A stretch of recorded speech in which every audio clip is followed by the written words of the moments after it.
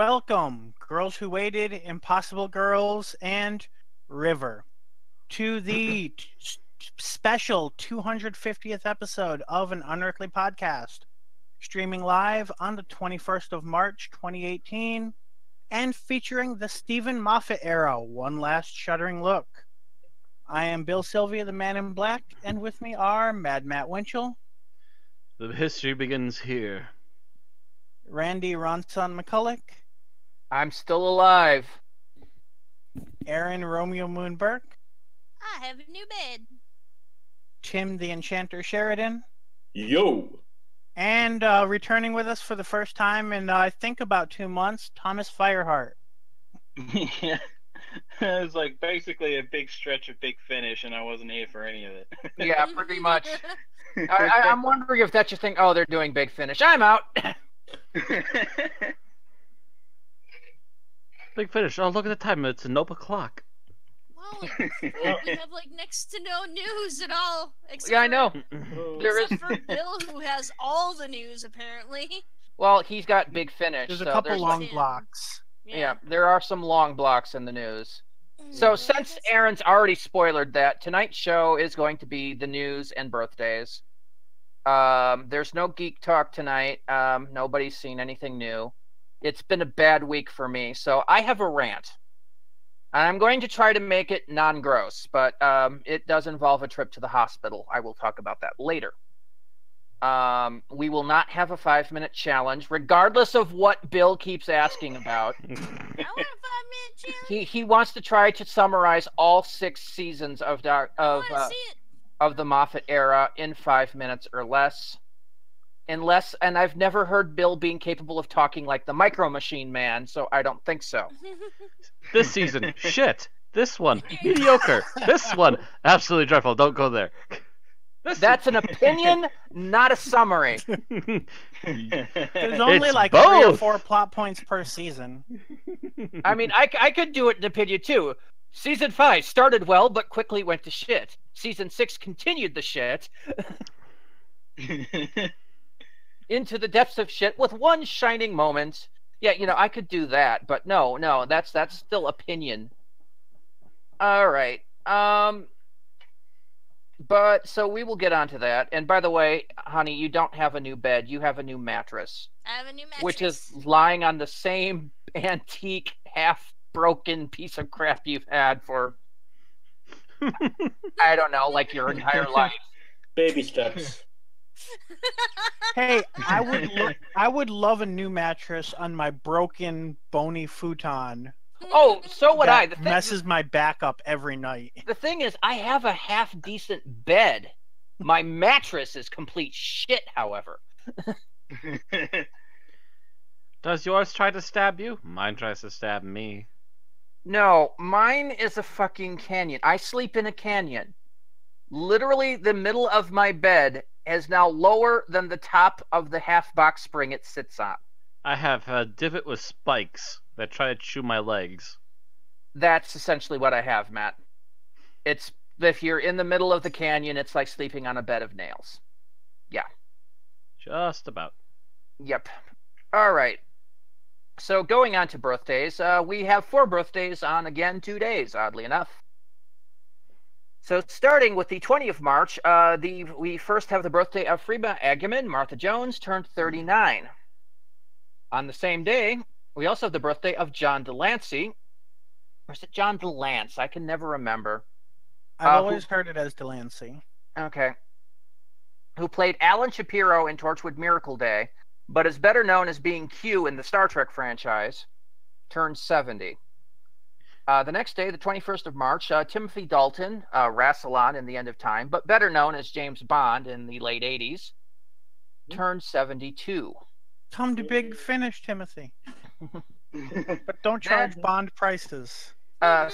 Same day, Peter Pratt, who played the Master in The Deadly Assassin, would have been 95, but he died at 71 in 1995. Mm-hmm. So, happy birthday, Freema, John, and Timothy, and a posthumous happy birthday to Peter. Next, we'd have Lost Stories, but there are no Lost Stories. Nobody of that we know of in the Doctor Who franchise died this week. No one of importance. I will say that we know of because we will get lost stories down the pipes of somebody that died 2-3 weeks ago, but the news is only now reaching us. Mm-hmm. So I won't say nobody died this week. We haven't heard of any deaths. Onward to episode news. There's no current news. There's no previous episodes, but there is some season 11 news. Aaron. All right. So, filming returns to Cardiff again. The Doctor Who film team was spotted in Cardiff again this week in the Bute Street area. Photos were posted to Twitter by fans willing to brave the cold Cardiff night, and one even saw a new companion, Tosin Cole, on the filming set.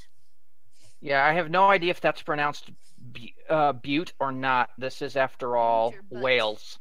As far as we know, it could be Smith Street, and that's just how it's spelled in Wales. Yep. That sounds like Welsh. We get Where's- an angry email. We You we mispronounced it. we need Miles. We should have messaged him. How do you pronounce this? Yes. All right. So that's our episode news. Now we have some cast and crew news. Just some alumni news. Yes, And alumni Tim. news. News from Christopher Eccleston. Again.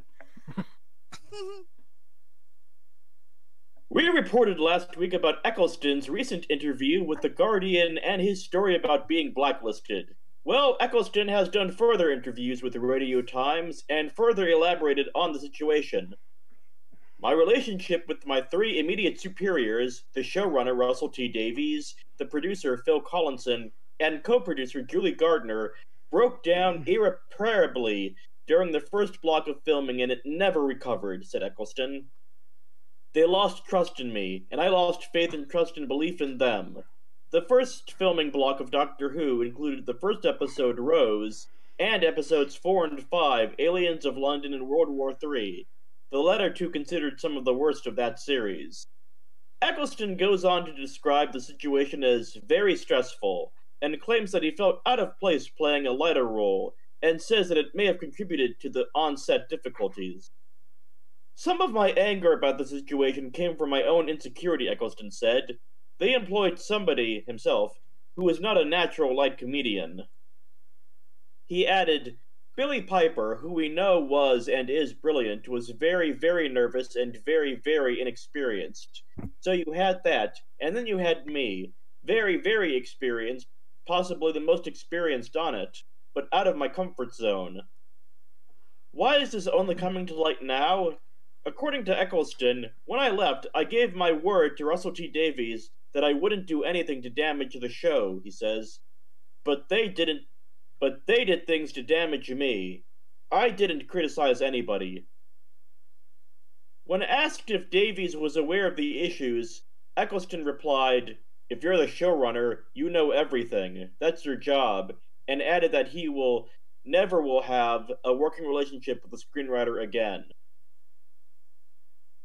So, just a quick note. I suspect that if this blacklist was actually a thing, it probably came down from Julie Gardner, who got a promotion during that first season, and I think was the head of BBC Wales and became the head of BBC Drama, which gave her a lot of power.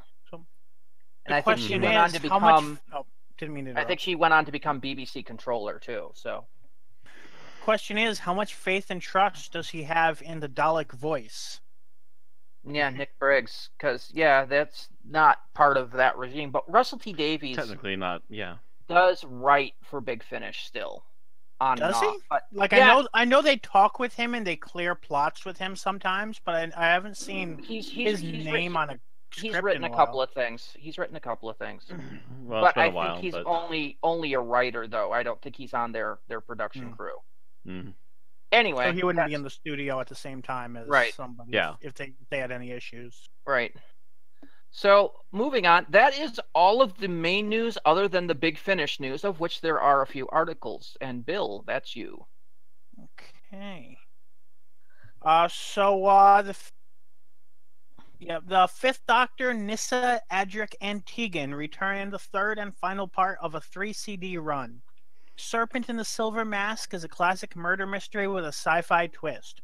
The TARDIS arrives on the space station Argentia, which is hosting the funeral of a powerful mining magnate, Carlo Mazzini. However, when his heirs start getting murdered one by one, the station goes into temporal lockdown. The Doctor must solve the mystery and apprehend the murderer before the station is frozen in time forever. Serpent in the Silver Mask can be bought from the Big Finish website now, or the Big Finish app for £14.99 on CD or $12.99 on download. Also out now is Volume 4 of the Third Doctor Adventures, with Tim Treloar as the Third Doctor and Katie Manning as Jo Grant.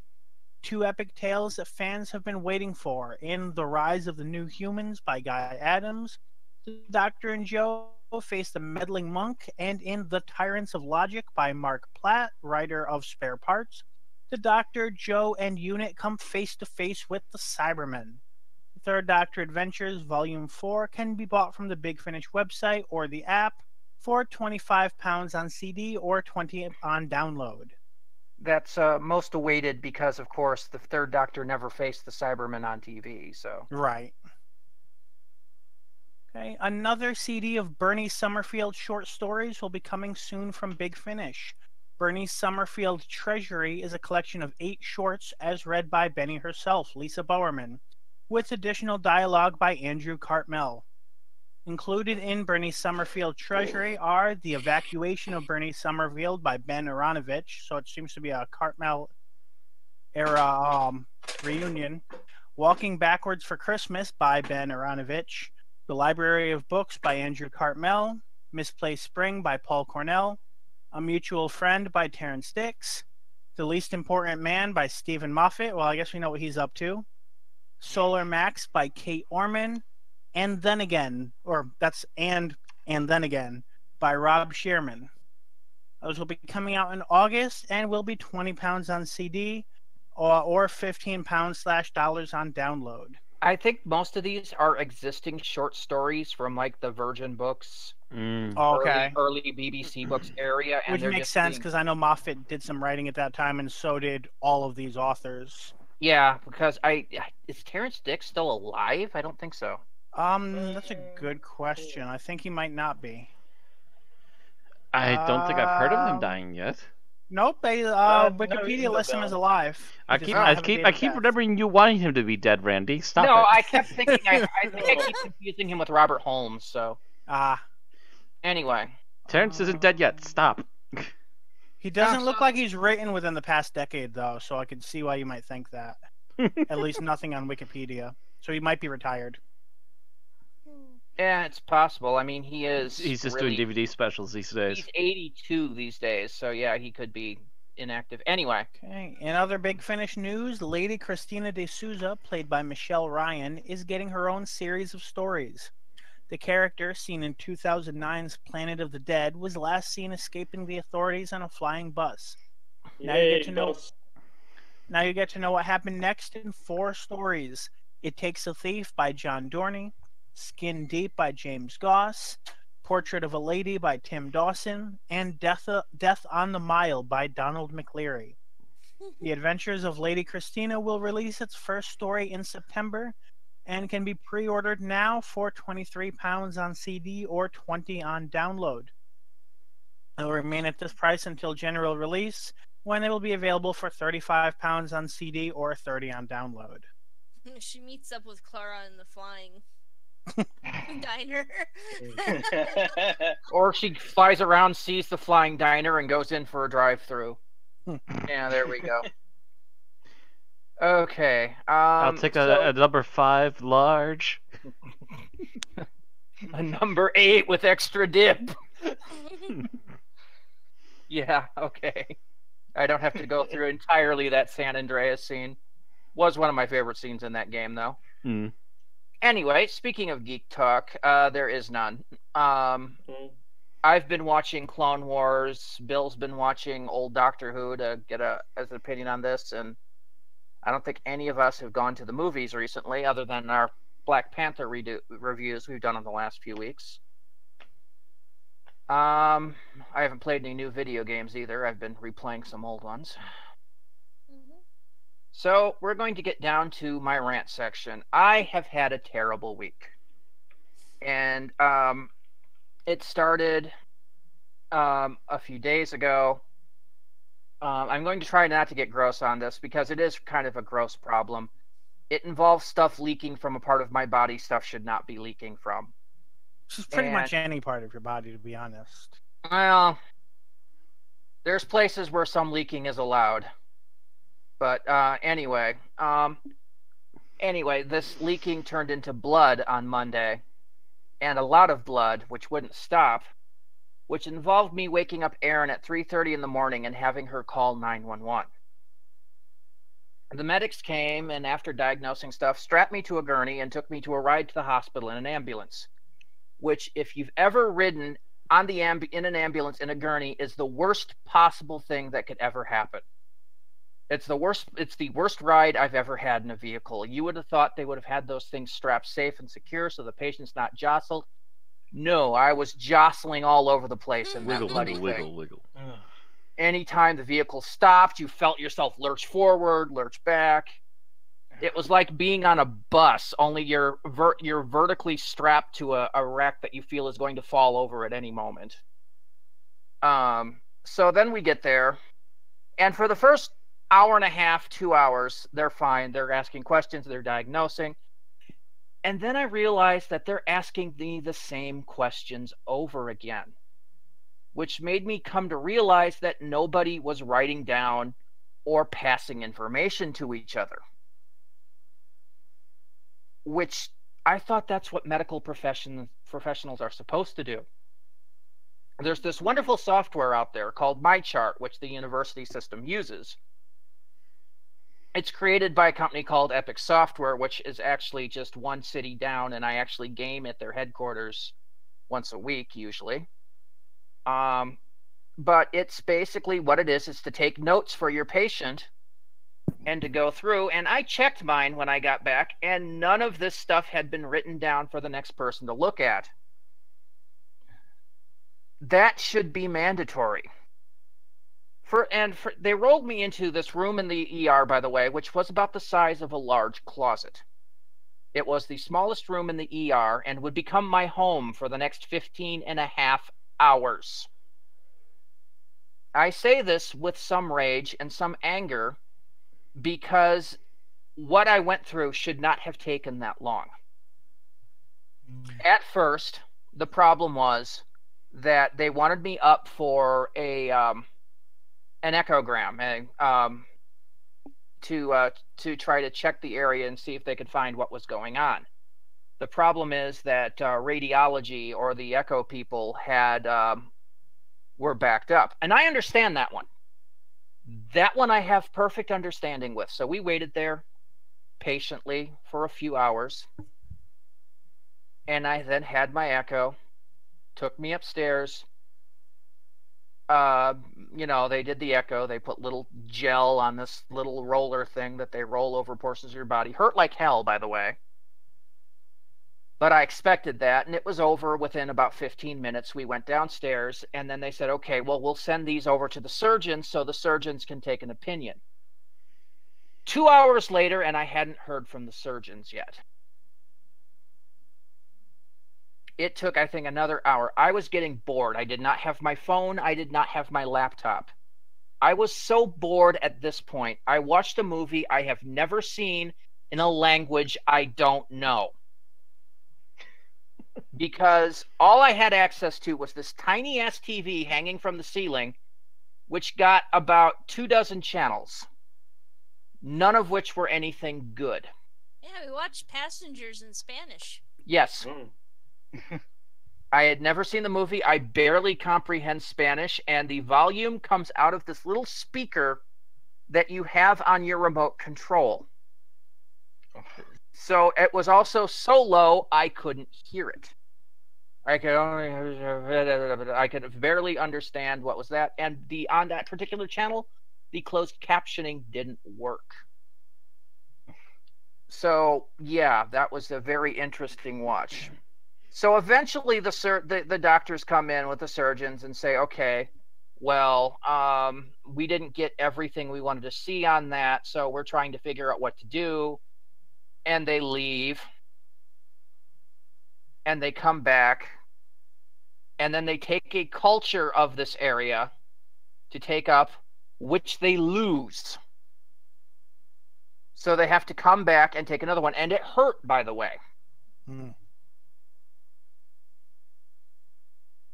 So that was another 4 hours wasted while they had to re-get the culture and reprocess the culture and then wait for the surgeons to get back. And then they decided to schedule me for a CT scan, which then took another hour and a half to get the booking on the CT scan. All of this time, the surgeons are not saying whether I would be admitted to the hospital for an extended visit or whether I would be released with pills. Now, mind you, when I first talked to the surgeons, I said, well, if this is just an infection, which is what what they were assuming this was, can't you just send me home with some antibiotics and see how it goes in a week? The surgeons are like, no. So then they send me up for the CT scan, which takes, 5 minutes, really. Anybody here have any form of CT scan? I don't think Not sure. Anybody here have an MRI? Nope. You basically, the only weird thing about that was because of my size, they had to put these bindings around me so that I would fit through this little, basically ring of, metallic power. So I now have a very good feeling on how an Egyptian mummy must have felt. Stuffing you in smaller and smaller crevices at this point, huh? All of this time, I had not eaten since midday on Sunday. It was now 3 p.m. on Monday. I was hungry. I was borderline cannibalism hungry. Any of you remember Blues Brothers? Jake Blues' order, 4 whole fried chickens and a Coke. Yep. Yeah. I could eat that at that point, and it was sounding delicious. But I'm sitting here, but they couldn't feed me because if I had surgery, they don't want me to have food in me. Mm-hmm. So they can't feed me. For half the day, they couldn't water me. And the surgeons would not commit me to book me upstairs in a hospital room where I would have been more comfortable while waiting. Although it would have probably cost you an extra $5,000. My insurance would take it. Gotcha. But that really should be the fact that, ER, the whole point of ER should be triage. It should be. Yeah, I got you. Yeah, so I'm sitting in the world's smallest room watching the world's crappiest TV while they're trying to figure out what to do with me. And I could tell the nurses were getting frustrated because they weren't getting answers from the doctors. And the doctors are getting frustrated because they weren't getting answers from the surgeons. Because somebody needs to teach them how to communicate with each other. And that's the kind of the horrible, stupid thing about all this is they weren't talking to each other. All of these medical professionals, and they're just keeping their own thing. I would be sitting there and the surgeons would come in and do something and leave and not tell the nurses what they did.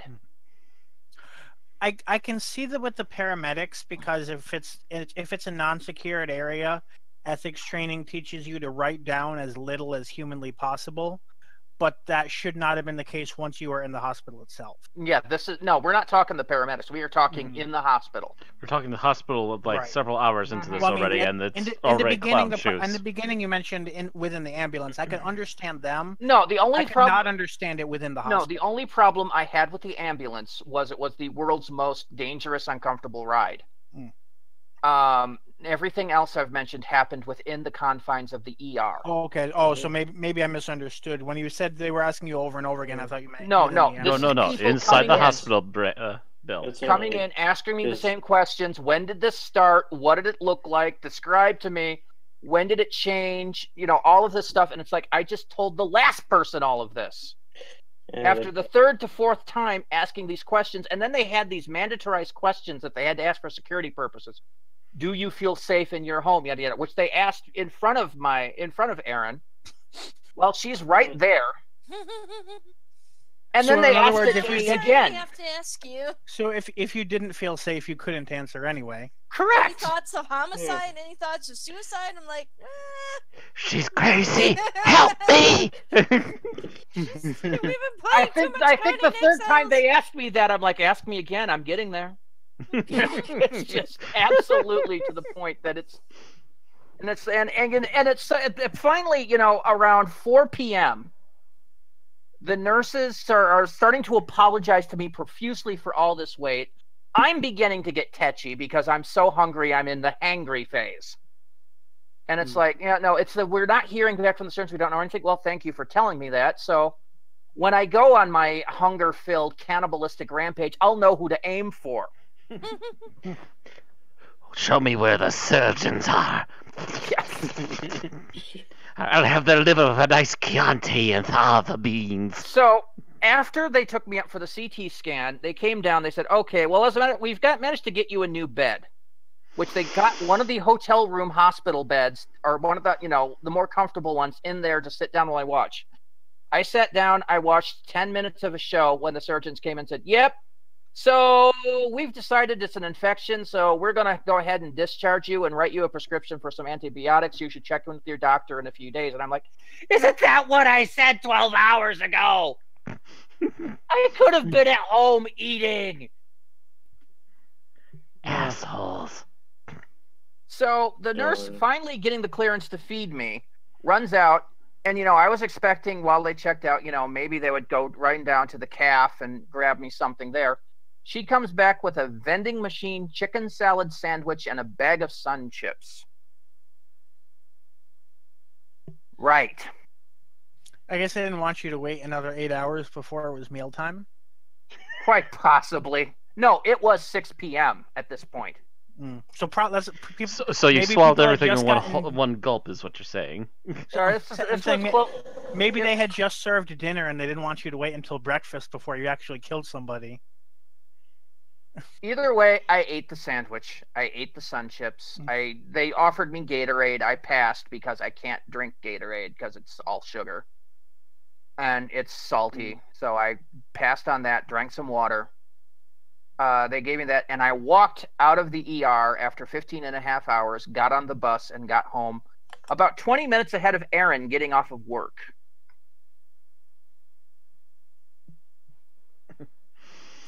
It is not the most humiliating hospital visit I've ever had. That happened back in November when they had me in for a procedure and had to shave my balls.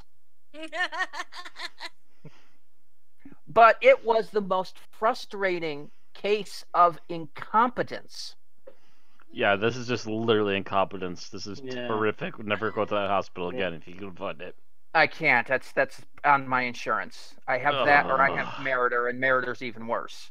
Oh yeah, especially since Meritor was pinned for those babies getting their arms broken by that nurse. Yeah. Oh joy! Nurse Ratchet, hello. She was swaddling the. Is that what happened to the? I heard there was a nurse who was suspended for like them being injured in her care. I didn't hear that part. She was it was the newborn intensive care unit, and she was swaddling them improperly so that their arms were breaking and they were getting, wow, that's like one of them, their skulls. The skull of one of them was fractured. Yeah. Jesus. Wow. Yeah. Never go to that hospital. See, that's my choice. I have that or the university hospital. Or the Mind you, you have the baby killer hospital or the regular hospital. I haven't told you the epilogue to this story. So the next day, yesterday, we run out to pick up my antibiotics. By the time I got home Monday night, I'm like, fuck if I want to go out again. I want to eat and I want to sit here. I got home, I sat down on my bed and I hugged my laptop. I actually physically hugged my laptop because I could do shit on the laptop. If I had had my laptop while I was there, I could have written a chapter and a half of my fan fiction for just something to do. Or more likely, it would have been the story about my awful trip to the hospital. I wouldn't have noticed as much Yeah. because I wouldn't be sitting there in absolute boredom. I wouldn't have noticed time passing. And mind you, some of the time I spent, I did sleep and doze a little because, you know, I wasn't feeling that good. I'm actually feeling 1,000 times better today. And I think I said the feeling better. I think started yesterday. I think so. Something they managed to probably drain something that is finally healing. Right, beautiful. Anyway, so, but yeah, I could have gotten a lot done on my fan fiction just sitting there, or at least I could have read a bit. You know, I read, I'm entertained. I can spend hours just reading. Mm-hmm. I've got at least 2 fan fiction stories up on my laptop right now, which I'm ignoring because I'm on this podcast, but probably will get back to shortly afterwards. But I had access to nothing but the idiot box. And nothing good was on the idiot box. That's why I don't feel bad about all the cheap and $1 ebooks that I buy, because when I'm somewhere with just my phone at the very least, I can start reading a cheap ebook. But if you I don't didn't have even phone, have my obviously that phone doesn't work. because my phone wasn't in my coat. It was over here by the end of the couch. So I couldn't grab my phone and go. And my phone is so much of a piece of shit anyway. It would have died on hour 2 of the 15 and a half hours. So, yeah, that wouldn't have helped that much. But if I'd had my laptop, which I usually keep every time I go out of the house, I usually have my laptop with me. Because it's a habit I started when I was probably in the 90s. And I've been doing it now for over 20 years. It's basically side bag, laptop, okay, ready to go. But this was an emergency situation, and I was not going to pack up the laptop. And I will tell you this: the ambulance response time was amazing. We called 911 at about 3:30. We arrived at the hospital by 4. And that includes, we're talking from the initial call, ambulance response time, and the time it took to get to the hospital from the ambulance, not to mention loading me in and out of the ambulance. So that's actually pretty impressive. Those guys knew what they were doing. Well, you got to remember that I live almost downtown in the city, so the ambulance station is like 6 blocks from here, and the hospital's like 10 blocks away. But still, even so, that was still impressive timing. I had barely gotten dressed before they arrived. Aaron had enough time to go into the bathroom and get half changed. So it was, you know, it was that part of it was quick. It was just bumpy. But yeah, but the whole thing at the hospital, I mean, a decent administrator and training their people to use the communication system would have fixed so much of this. But mostly the problem lies in the surgeons, because they were the ones that had the final say-so, and they dragged their asses and wouldn't do anything. It kept me from being able to do anything to have made my situation more comfortable. Yeah, they really had an issue with trying to figure out how to proceed from anything. And they basically, their excuse was that, you know, Randy was obese and that they didn't know how to get the proper imaging to see what they needed to see, because the ultrasound wasn't showing them enough of what they needed, and they weren't sure if the CT scans would work. So they were thinking, I think, about doing like an X-ray even. No, it was kind of hard. They didn't know if I would fit into a CT machine.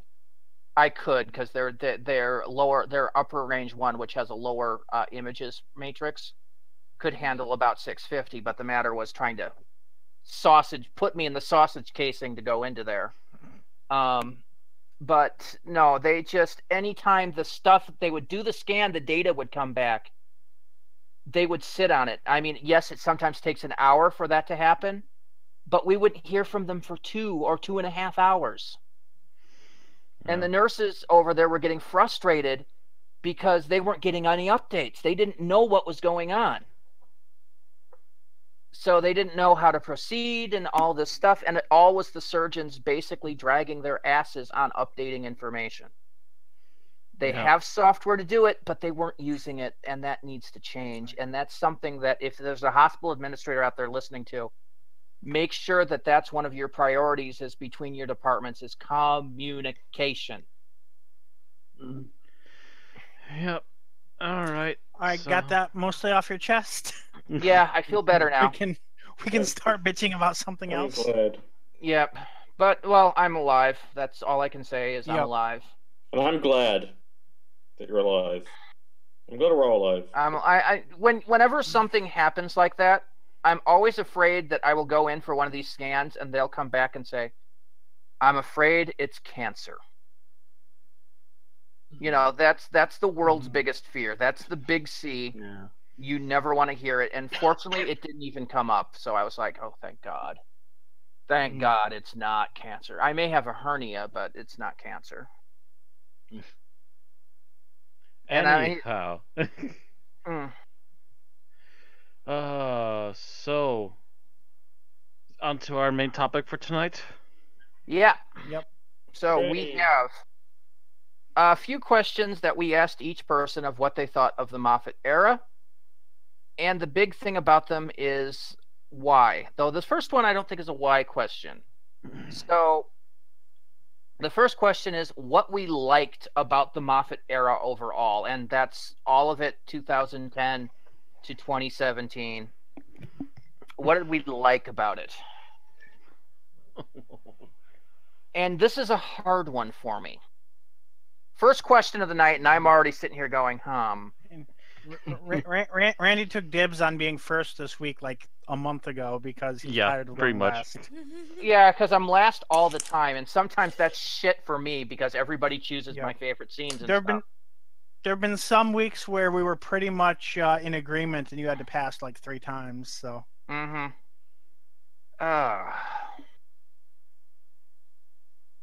What I liked about the Moffat era, I believe, was the production value that was put into the show. This is the point that Doctor Who became changed from being this British show that was liked by some people in other countries to being an international phenomenon. And this was the era that happened, and that made it unbelievable. We started seeing Doctor Who having an appearance at the San Diego Comic-Con, which is like the con to show up for people, to showcase the show. So it was, you know, they actually acknowledged other countries. We got to see more filming of Doctor Who happen internationally, rather than taking a spot and claiming it's someplace in the United States, someplace in England or Spain. So we got to see some of that, and that was enjoyable. Okay, Bill, how about you? Okay, so this is favorite aspect of the era. I'm going to say I like the fact that the stories in general were more serialized than the RTD era, even though it wasn't always done well. It was less of a show that you can just watch, you know, the first week, skip 10 weeks, and then watch the 2-parter at the end, and felt more like it was telling a story a lot more of the time. Which some seasons it did really well, and some seasons it really did not. Kind of depending on what the story was, didn't it? Yeah. Yeah, and sometimes it was just a crap story. Okay. So, Matt, how about you? Oh gosh. So here's the hard part for me is that I'm gonna have to go with the peaks. When the show hit its high points. That's literally all I could say is what I liked about the Moffat seasons, because every season it seemed something went severely wrong in one form or another. But remember, positives. Overall, when he hit his stride, he did amazingly good work that actually helped push the show and actually kept things going. So when he kept hitting the good marks, that's pretty much the only positive I could really give about Moffat's run, is that he hit them really well. All right. Aaron, how about you? I actually kind of enjoyed the fantasy fairy tale elements. He has played down the science fiction a little bit, and he played up the fantasy elements, and I thought that helped bring a unique feeling to the show, even though it had its down points. But we got, some different monsters. We got a lot of kind of different situations that I don't know if we had quite seen in Doctor Who. At least we hadn't seen them for a while, in my opinion. So that for me was pretty interesting. I'm gonna have to disagree with you on that, but I'm pretty sure that's gonna come up in somebody's dislike. It's on my list, but not at the top. Okay, Tim, how about you? Okay, I think my favorite thing overall of the Moffat era were the character arcs, like where a character started and where they ended up by the time they left the series. Was always handled with very deftly, I think, especially the 11th and 12th Doctors.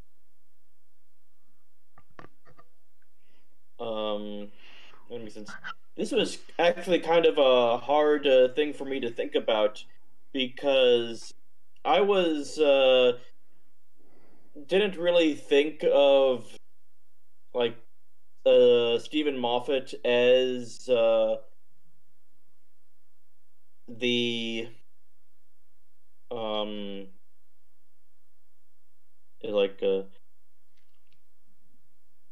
the new series. I didn't really consider dividing it into like showrunner eras. Like I didn't really notice a changeover between the RTD, like when I was first watching this series. Oh, okay.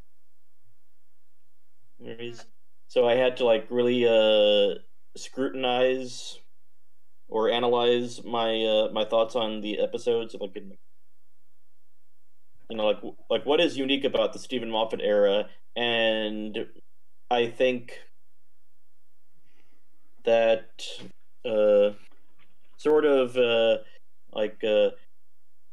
I think he was a bit better at or portraying like the Doctor's growth over the series than RTD was, or if not growth, at least like an evolution. You don't think turning into Jesus is growth?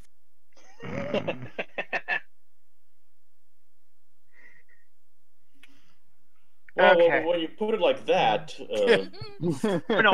RTD I think was great for companion development, but I don't think. I mean, the Doctor had some development, but I see what you're saying. Yeah. All right. Thomas, how about you?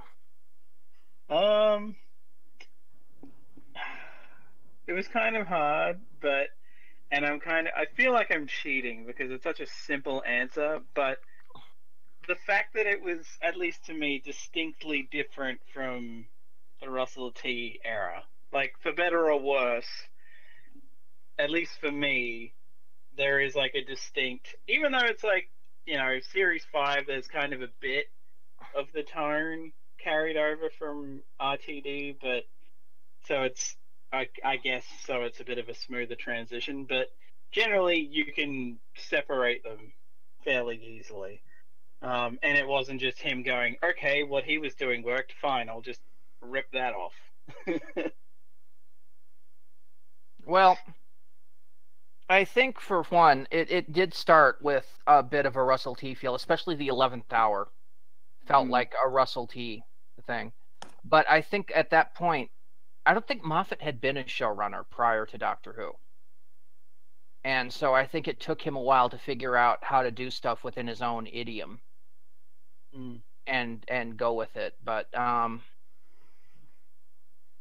Well, we're going to see, I think, pretty drastic change coming up because Chibnall, of course, is an established showrunner and already has his own idiom. So we're going to see how that goes. Okay, so that was what we liked overall.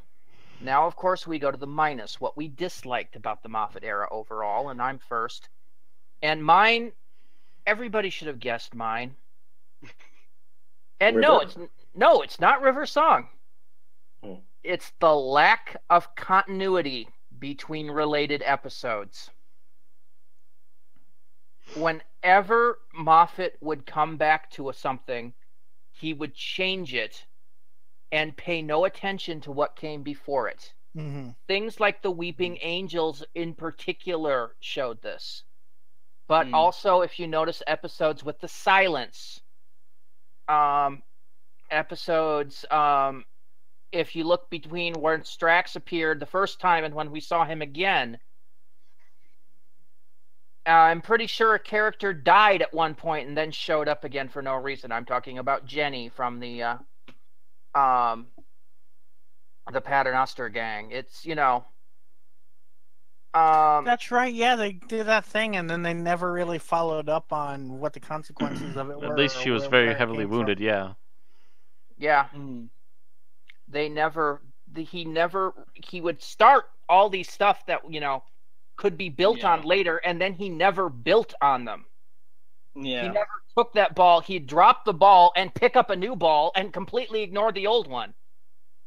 Which is not how the game is played. Yeah. And that kept annoying me to no end about this era. And that even more than River Song, which is amazing because River Song was like my top list of things I wanted dead. That annoyed me more than anything else because River Song's story was done in 2 seasons, and then you got to see her a little bit after that. But the lack of continuity jumps happened through all 5 seasons of this series, and it just kept grating on me. So that is my least favorite. Bill? All right. So, one of my choices was very similar to that, but thankfully I wasn't going to go with that anyway. But I'm going to go with the one that we actually ended up covering an interview on a few months ago. But the whole goddamn everybody lives mentality that this era had. Damn it. Especially considering how hard he tried to get the sympathy from killing people, but still refused to follow through. Bill, I realized something, I think, yesterday. Oddly enough, while brushing my teeth. You realize that Day of the Doctor is in that same trope. Yes. He takes Gallifrey, which, was gone, everybody had died, and makes it so everybody lives. Chibnall's going to have like an Earth shock and a Dalek master plan in this season just to make up for Moffat. To get us back to the status quo. Yeah. He's gonna have to have a companion just accidentally open up the TARDIS door in mid-flight and jump into the vortex and die. It's just like the companions for the next 2 series are gonna have to be red shirts. Doctor, I think I found. Oh no! Why did I give them the red shirt this week? Why is it always red shirts? Well, we do have 3 companions this time around, so By the end of the season, there will be know only what that one. means. It's Highlander with red. Highlander. There'll be only one Highlander. Oh, that is, by the way, a truly annoying thing, and we really only kind of figured it out. I think Series 9, Series 10. That I think it's Series 9 that he started had to be this really problem. noticeable. Yes. Yeah. Yeah. Didn't it actually turn out that was the reason the whole everybody lives thing happens in the Doctor Dances? Was like Moffat pushing RTD His mentality. or something? Yeah. Yeah. Possibly. Possibly. And of course, the monsters he introduces in Blink are ones that kill people by giving them a happily ever after. Yeah. Yeah.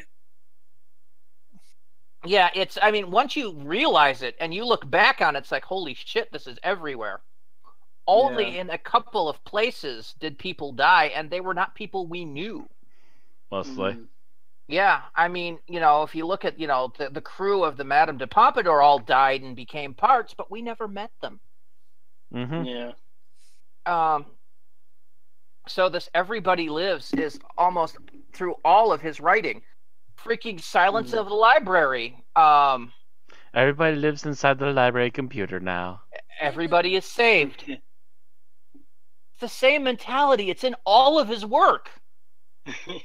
You just didn't realize it until, I think, Clara's death. That was a not death. Yeah, it's a refusal of mortality.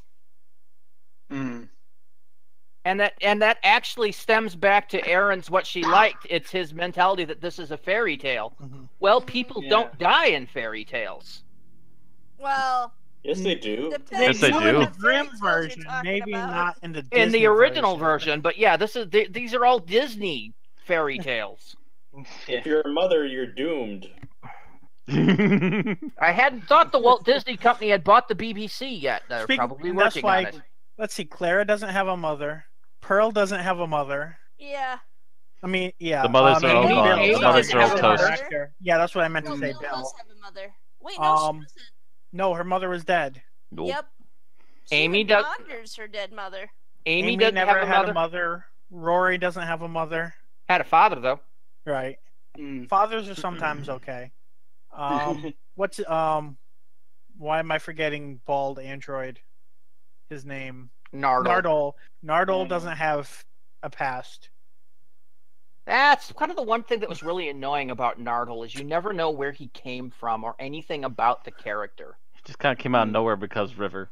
The only person with a mother is River. And that happens to be Amy. Yeah. Yeah. And that happens to be part of the weird, crazy fantasy world. Kinda. I mean, if you look at it that way, trying to make that any comparison, River is essentially Chibi Moon from Sailor Moon. She's the daughter from the future. Yep. And now on that Earth Shock, who's next? Yep. Okay, I think, we've gone enough on that one. Oh, yeah, that was all mine, wasn't it? Yeah, that was all Bill. So that means it's time for Matt. All right. Well, where to start with this one? The polar opposite of my first one. What did we ever get right? Lots, as Randy's already covered, lots of hackneyed writing. That there was lots of in-betweens with continuity that didn't work. There's a character developments that didn't work. There were visual effects that didn't work. Sets that didn't work. Locations. One thing. Oh take my everybody word! Just after you. There's just so much wrong that Aaron, takes Tim, away and Tom from still need to be able to everything in talk. this series. One thing, what ground your gears the most? Because yes, I had an endless list. Matt. Everything. Everything ground my gears. It literally got to a point one season where I damn near gave up. We didn't say what ground your gears. What ground them the most? Everything. I repeat, everything. I'm sorry. I forgot I'm talking to Matt. He has two modes. Fine and pissed, and they're all at the same level. It's a black and white equation with you, isn't it? Well, when you're doing this kind of hackneyed a job...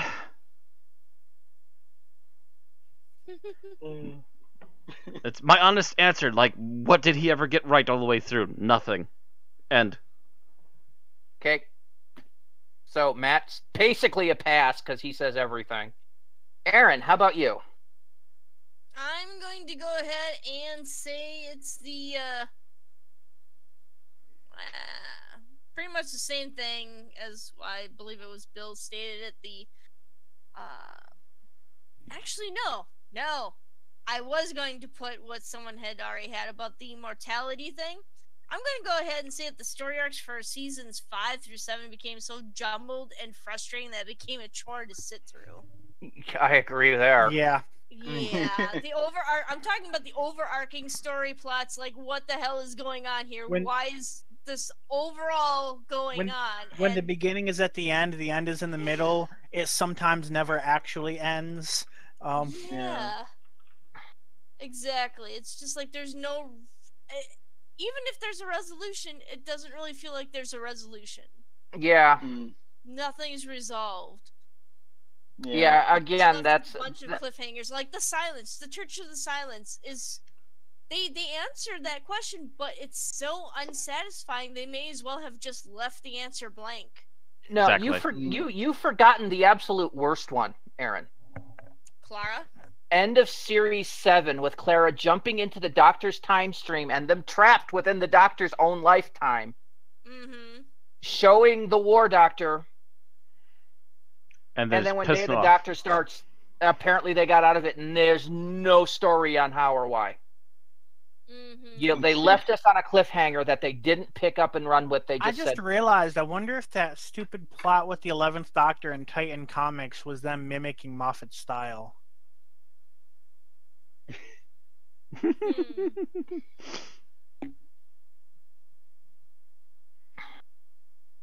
But yeah, that's one of the particularly frustrating things, and it's kind of the reverse of what I was saying. Not quite the reverse, but the opposite end of what I was saying.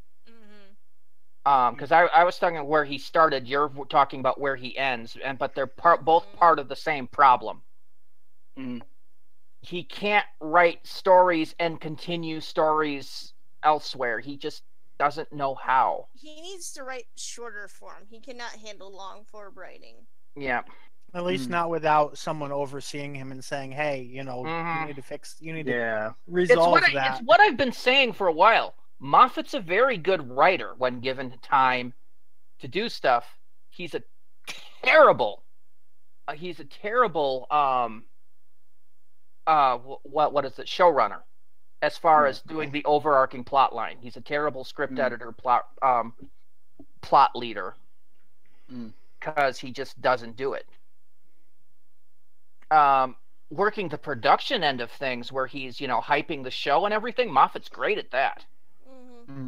Something I'm not sure Russell T was that good at, but Moffat was good at that part. But God, if you could get Moffat and Russell T to work together as co-showrunners, that might be the most awesome show ever, if they each handled those things that they excel at. But Moffat's which one of would those be master and which would be blaster? kind of hard to tell. Basically, Moffat is a showrunner that needs a script editor, and he hasn't used one because that's in that case, Russell's master. Yeah. To see him riding on top of Moffat's shoulders. Okay, so now my mental image is what's his face? Warwick Davis's character from Nightmare on Silver, riding on top of the Nardole and the robot. My mental image is still of River's song dressed as Sailor Chibi Moon. Yeah, that's gonna stick in our head for a while, isn't it? Okay, Jim.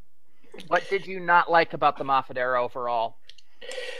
Overall, I sort of see somewhat of a parallel between Steven Moffat and George Lucas in regards to George Lucas's Star Wars thing, where Steven Moffat is very good at creating lore or ideas and storyline, but then if you let him play with it too much, it sort of breaks down.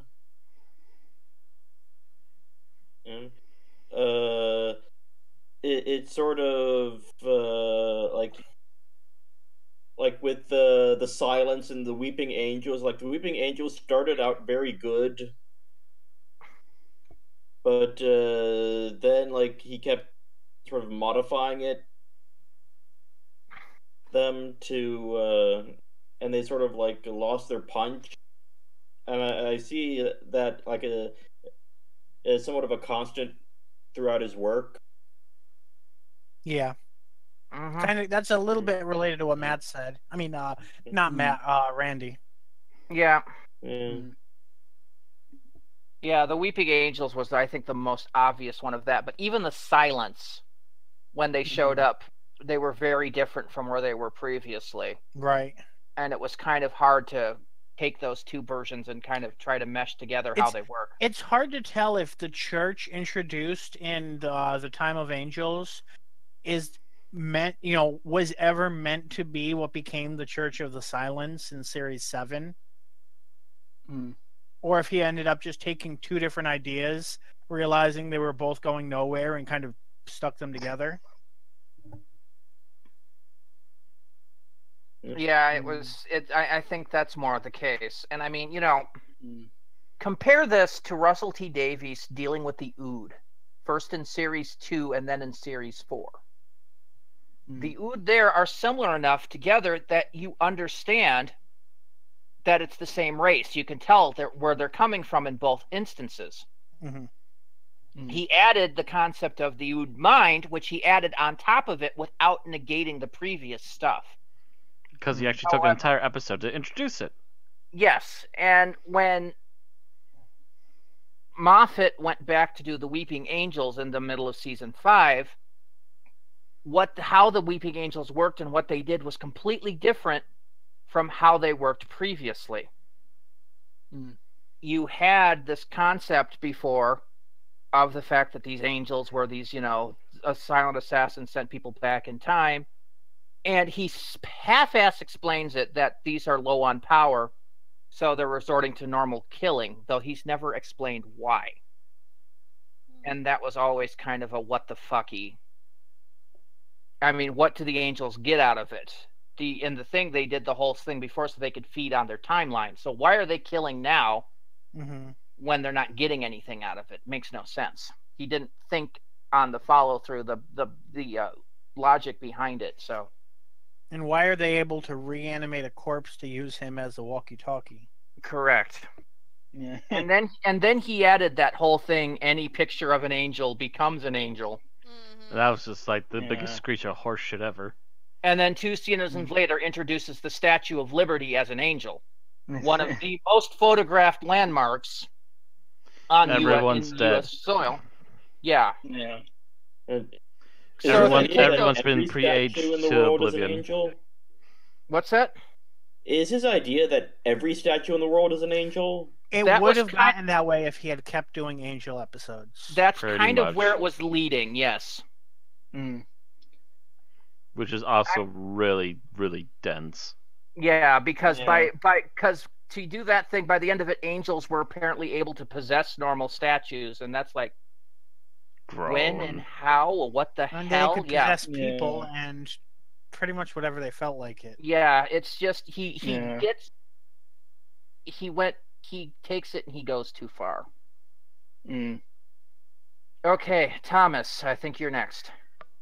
Okay, thankfully no one took mine. I mean, technically Bill said something that I was thinking of saying, but my thing is that it bugs me that so many of the companions were, oh my god, most important person ever, and rather than just normal people. It's like Amy has the whole thing, the girl who waited, whatever. And then there's the impossible girl, and then there's all this other shit. And it's like, can we just get normal people? Well, I think that Bill are just side companions. I think Bill finally got that role. Yep. There was nothing overly special about Bill until they made her immortal at the end, because. But that's her epilogue. But while she was the companion, she was just this normal person, maybe a little brighter than most, and that's fine. But it's not making her singularly unique in the universe. Yeah, like Moffat wasn't even technically the first to do something like that, because you kind of have the whole Bad Wolf thing with Rose and the Dr. Donna thing with Donna, but at least those were very contained. And were very much foreshadowing of events that were going to happen. Yeah, and it was like there was a payoff and then that was it. You have like one payoff with Amy and then there's another thing going on with Amy, and it's like, why? Even then, you didn't figure out that Rose, that Bad Wolf was connected to Rose until the It actual happened. event. It wasn't, Yeah. why are you the bad wolf? Rose is the bad wolf. I must protect Rose because she's the bad wolf, because that would have gotten really old really fast. There was Yeah. there was a little more with Donna, because you yeah, had there's something on her back.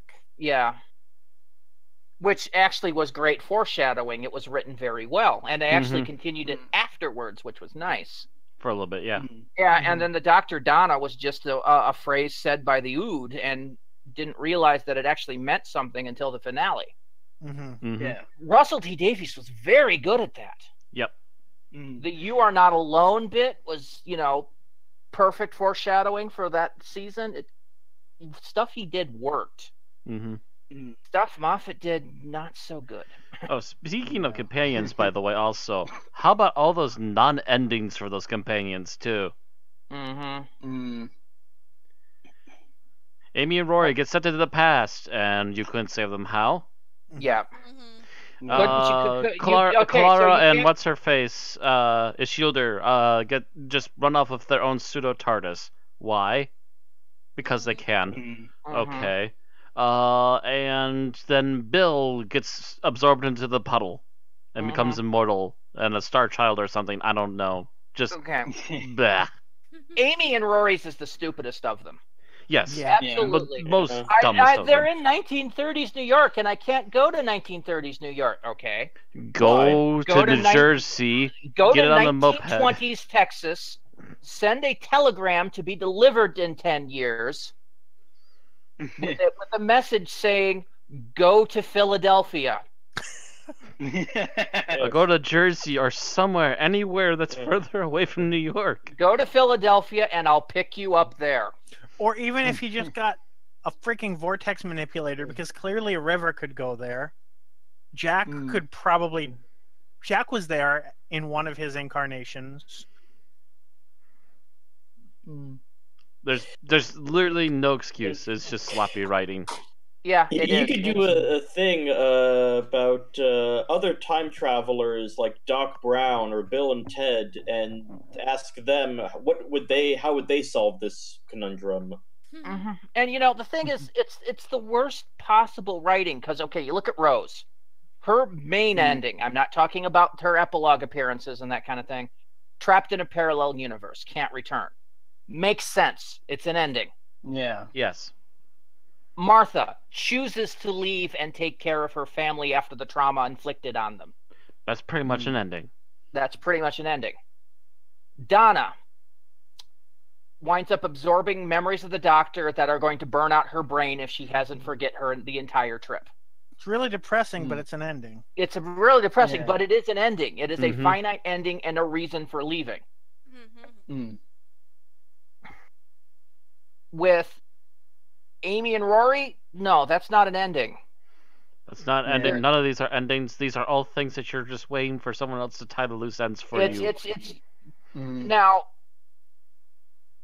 the fact is that Rory was originally supposed to have died. That would have been that would have at least partially finited an ending. Yes, he did die a couple of times. But no, he was supposed to die for good at the end of that. They had been foreshadowing it for 2 seasons. But Moffat and I think Amy and Rory were supposed to fall to their deaths in that. But because Moffat didn't believe in anybody dying, he wrote that additional scene, so instead they went back in time. Clara was supposed to die in Face the Raven. And there was a really effective death with a meaning, too. Yes. But he couldn't let her die, so wound up bringing her back in the following 2 episodes, because it's a magic land where nobody dies. Look at the Moffat's Bill! So we've gone back to the rant that we had at my point again, and that's keeping us from progressing. Yes. I'm Anyways, sorry, let's move along. Okay. I think it's your by the turn way, again. the runner-up, actually, I think we're all the way through. The runner-up for the what we disliked, I think, would be River Song. Yes. Okay. Yes. We hated her. She was annoying. She was a Mary Sue. Thank God the last couple seasons they ignored her for the most part. All right. So now, of the 6 series that we're looking at, 5, 6, 7, 8, 9, and 10, what is your favorite series of the Moffat era and why? And for me, I'm going to start first, and I'm going to say Series 9. It is the series that had the least go wrong, in my opinion. Peter Capaldi's Doctor did fairly good. Most of the episodes that showed up, save one, I liked. And it left me in a feel-good place. Liked the beginning of it, liked most of it, liked everything except for the Gaddis episode. Throw that out. It's a perfect season.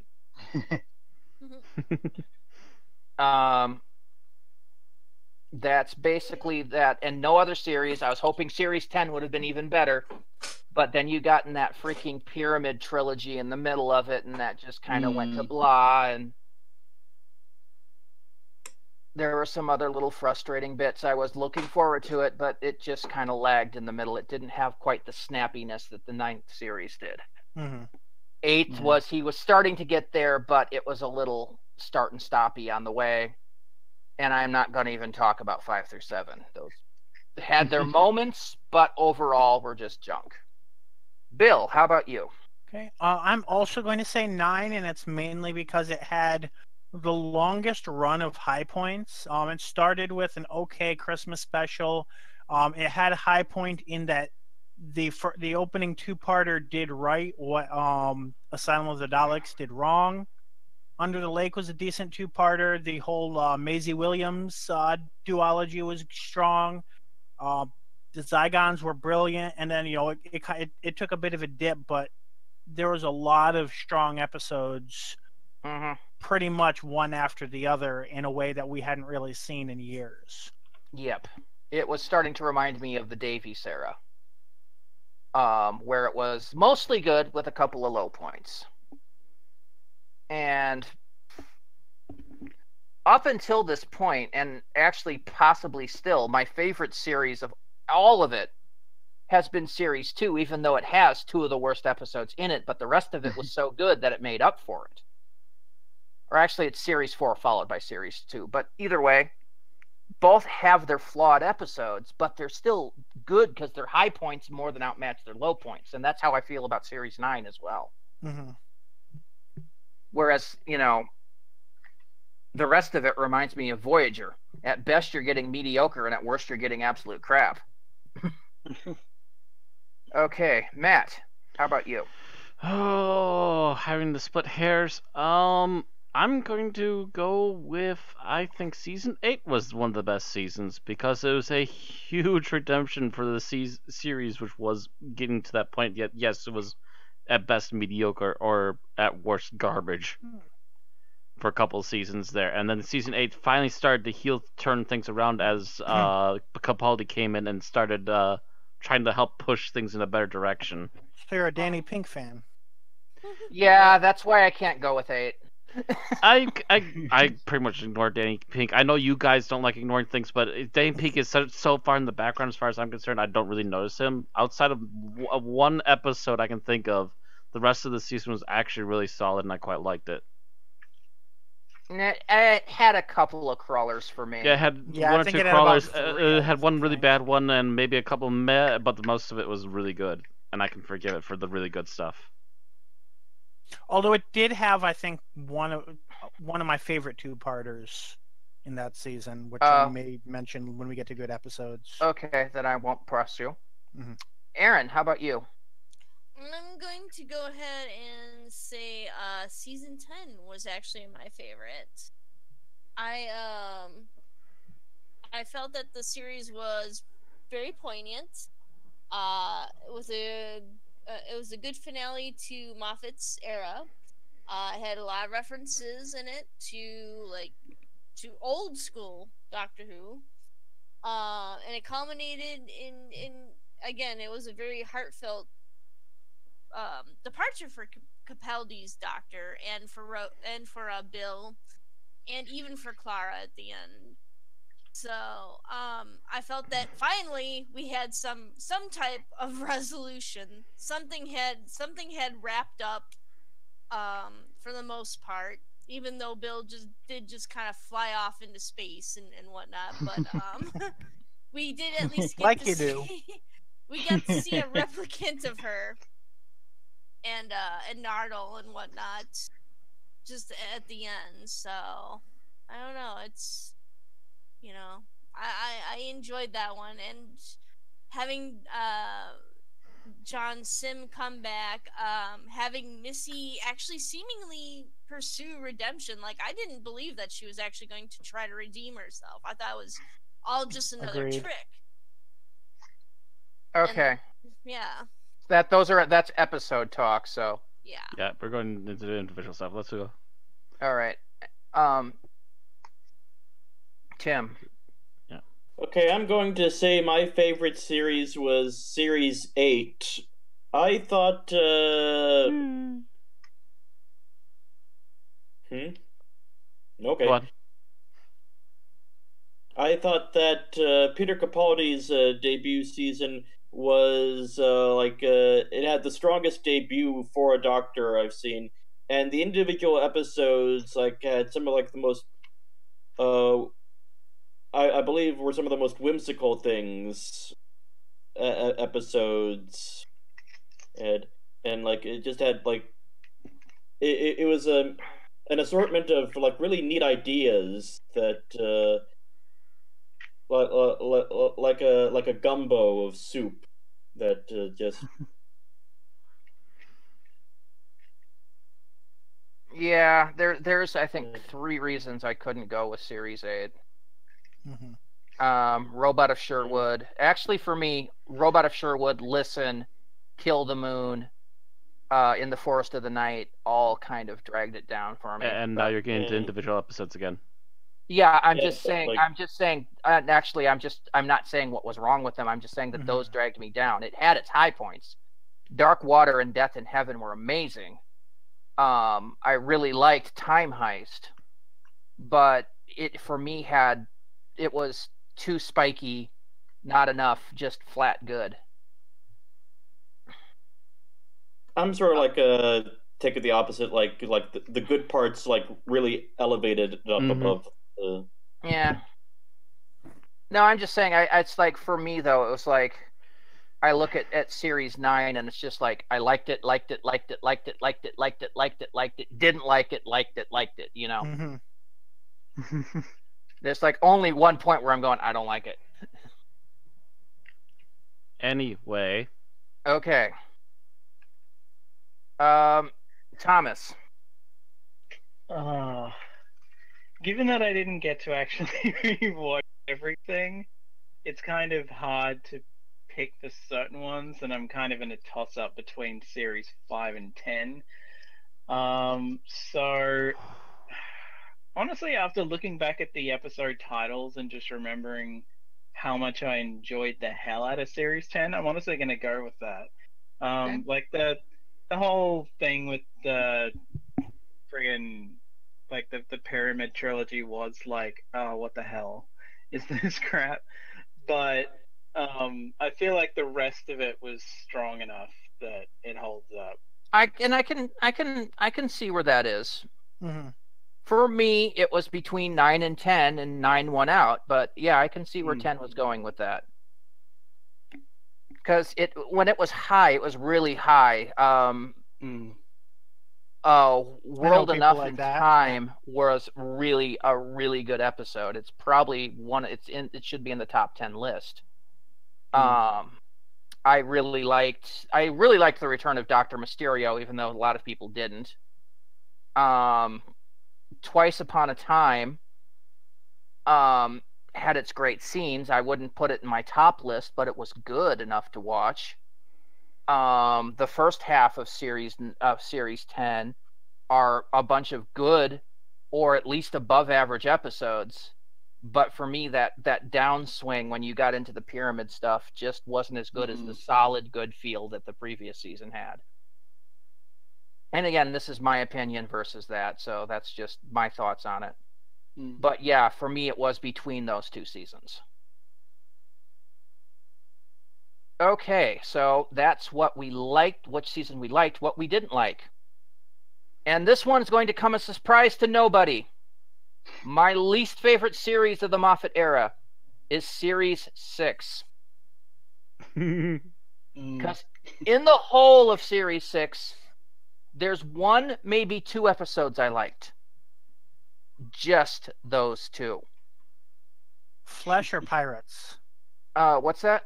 Flesh or pirates or No, neither? Flesh. I'm kind of blah on. Hmm. Pirates is okay. I really liked the Doctor's Wife. It is actually one of my Right. favorite episodes. I knew that And was then- one. Didn't have And to then, ask that. we all agreed that one of the River Song episodes, Probably Good Man Goes. A Good Man Goes to War, was good. Hmm. Mm-hmm. Pirates was probably lower than that one, but still pretty high on the list. Flesh gets into the mediocre area where it's just like, okay, that happened. But the rest of the series, the opening silence bit, the end, the wedding of River Song, the beginning of the series, and everything in the middle is mediocre to crap. It is a series where I basically watch Series 5, I watch The Doctor's Wife, and I move on to Series 7. And like to pretend the rest of it didn't happen. And even at Series 7, there's some stuff I skip. But I'll talk about that in a bit. So, yeah, for me, Series 6 is the overall worst series. Bill? So, I was between Series 6 and 7, but I think I'm actually going to say 7 because for me, 7 seemed to have so much more hype to the point where it was just so much more of a letdown, whereas 6, it's kind of the bad things are a continuation of things that came before, whereas 7 is disappointing in new and exciting ways. The hype for Asylum of the Daleks that falls through, the hype for the Snowmen that falls through, so much of 7A that was just middle of the road to bad, 7B being a little better but still like off in so many ways, and yeah, the specials aren't even listed as being part of Series 7 in Wikipedia, so I don't even have to separate them. But just Series 7 in general, there's so many different ways of letting you down. Yeah, it's I can see that. Oh yeah, and Journey to the Center of the TARDIS is part of that season. Yes. that weighed on, and that almost put 7, but just the fact of which if I had all of the DVD sets for Doctor Who in front of me, which one would I not go to would be 6. That I think was my deciding factor. On to me. Yep. I would almost agree with 7, except it has dinosaurs and Cybermen. 6 is by far the worst season I have ever seen of Doctor Who. I got through The Doctor's Wife and thought it was amazing, got through Rebel Flesh and thought it was meh, and just as I was about to watch The Almost People, I hear the next episode's going to have River Song. I walked away in disgust and never came back for about half a year. That's right. You haven't seen most of season 6, have you? I've seen it all now. Okay. I've seen it all because you forced us to through the Yeah, show. well, we didn't review all of them, but yeah, we reviewed a lot of them. Yeah, I didn't think you'd seen it all. I thought you'd seen the highlight, the stuff that we'd reviewed, and that was it. Which is at least half of it. Which is half of it. Yeah. Half or more. I've seen plenty of it. I've seen enough. Heaven forbid I've seen any more season 6. Yeah, you will. Because we'll get around to it eventually. I think we've covered the best. Well, no, we haven't covered Gaiman yet, so. Yeah, we've not covered that one, which Matt will easily watch. But there's still some of that second half stuff that we haven't seen. Ugh. And 6 had Cybermen too. It had closing time. But still, That barely counts as a Cybermen episode. That was like the clunky Cybermen before they got the big upgrade. Those Cybermen were kind of wearing thin already at that point. all right. Anyway, Aaron, how about you? Least favorite series? Least favorite series is for me going to be 6 because it feels like a messy jumble that amounts to nothing. Here. Even with the quote-unquote resolution of River Song marrying the Doctor, once again, I don't feel like anything was really resolved. I don't feel. Well, like sure, she anything- killed a robot. Isn't that a resolution? Yeah. Isn't that explain everything? Killing a robot? No. I will say this: the little bits and pieces they added to add up to that for Series 6 was good. Mhm. The fact that you introduced the robot, but used it as a Chekhov's gun, I thought was at least good writing on that part. But it didn't offset the sheer crap you had to go through to get there. Yeah. All right, Tim, how about you? Okay, I'm gonna go with the flow and say my least favorite is Series 6 because this was the one series that whose overall story arc I have the hardest time processing. So like it starts with the doctor being shot by a lake, then the doctor shows up and the rest of the series is like. And I just can't figure out like how this time loop is supposed to work in my head. Like Series so, 6, why we hate Moffat loops. It's very simple, Tim. It doesn't work because it shouldn't work. And Oh, well thank you, Matt. it's called sloppy writing, Tim. Yeah, it really is. How I learned to stop worrying and complain about the Moffat. Yes. It's like, wait a minute. So, if the Doctor experiences all this through Series 6, then if I rewatch the first episode, the first episode makes even less sense. Because... Exactly. In short, the entirety of Series 6 is...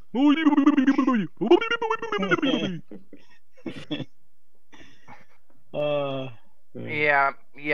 How about you, Thomas? You on the bandwagon too? Yeah.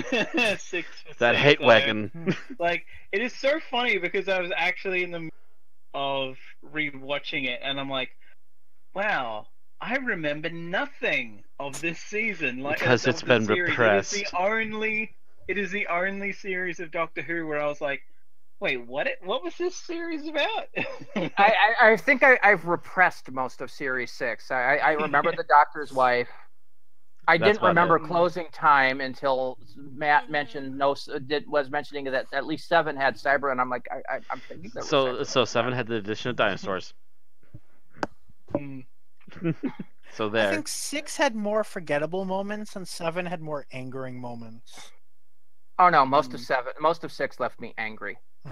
Angry I- and I wanted I to was- forget it. YMMV at that point. I yeah. was freaking because you remember when we started the Series 7 for this podcast, I was already furious at Steven Moffat. Mm-hmm.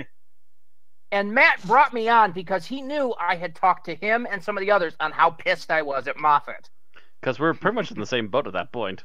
Yes. I was literally at the point where I'm like, well, unless I do this podcast, I'm going to have zero reason why I come back to this show.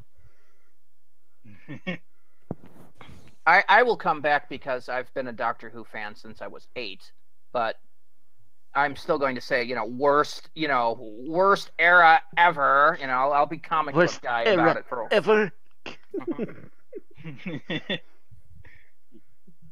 I'll be that guy for a while.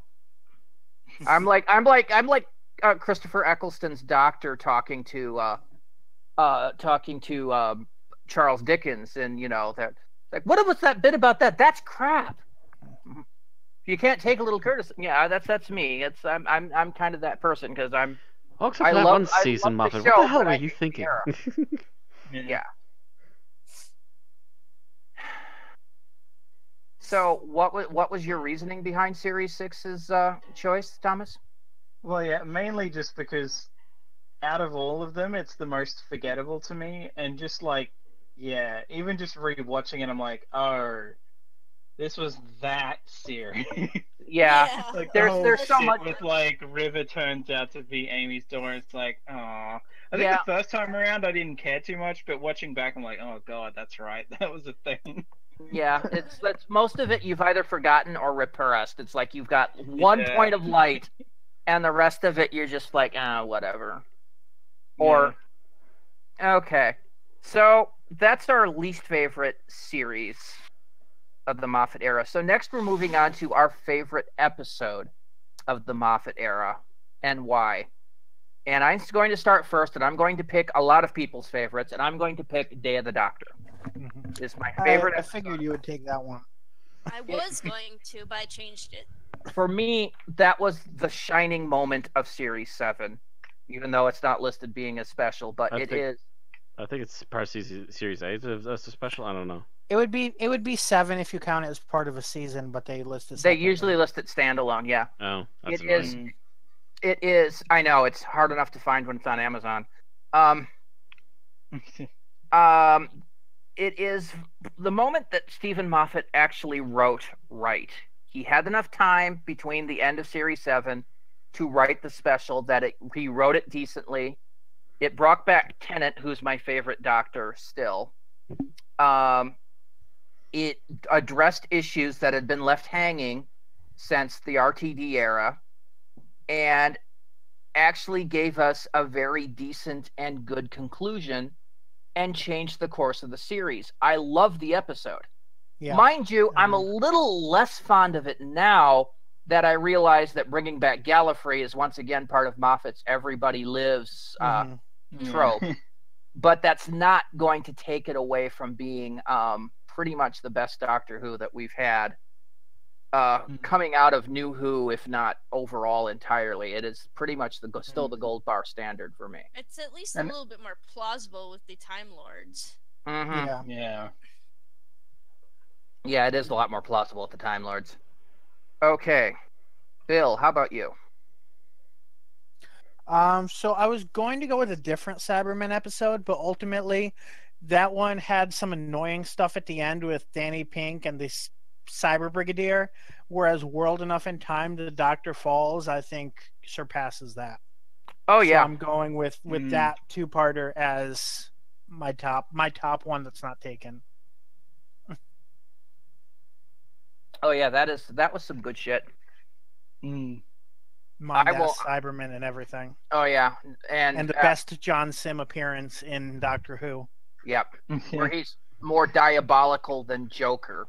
He's not over the top evil for the lulls. He's actually being menacing. That was really nice. Good choice. Matt? I'm going with a personal favorite. Neil Gaiman saved the Cybermen. Nightmare in Silver?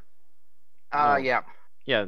Oddly enough, not a big favorite among fans who thought it was a little bit weak. Mainly because of the kids, I think. Yeah, the kids were the most annoying The kids were the annoying part, but they were for 10 minutes at most at the very beginning, and the rest of the 30 minutes is spent with the Doctor fighting himself, a Cyberman version of himself, while the rest of the crew are dealing with an oncoming onslaught of Cybermen and trying to deal with the new gadgets and the new backstory that has been brought back to these fully re-realized and re-returned Cybermen to where they should be in the universe. That's also part of their bitch is the fact that they thought the new Cybermen were a bit Iron Man. Iron Man confused with the Borg. Don't care. They still look like the Cybermen that they should be at this point. Yeah.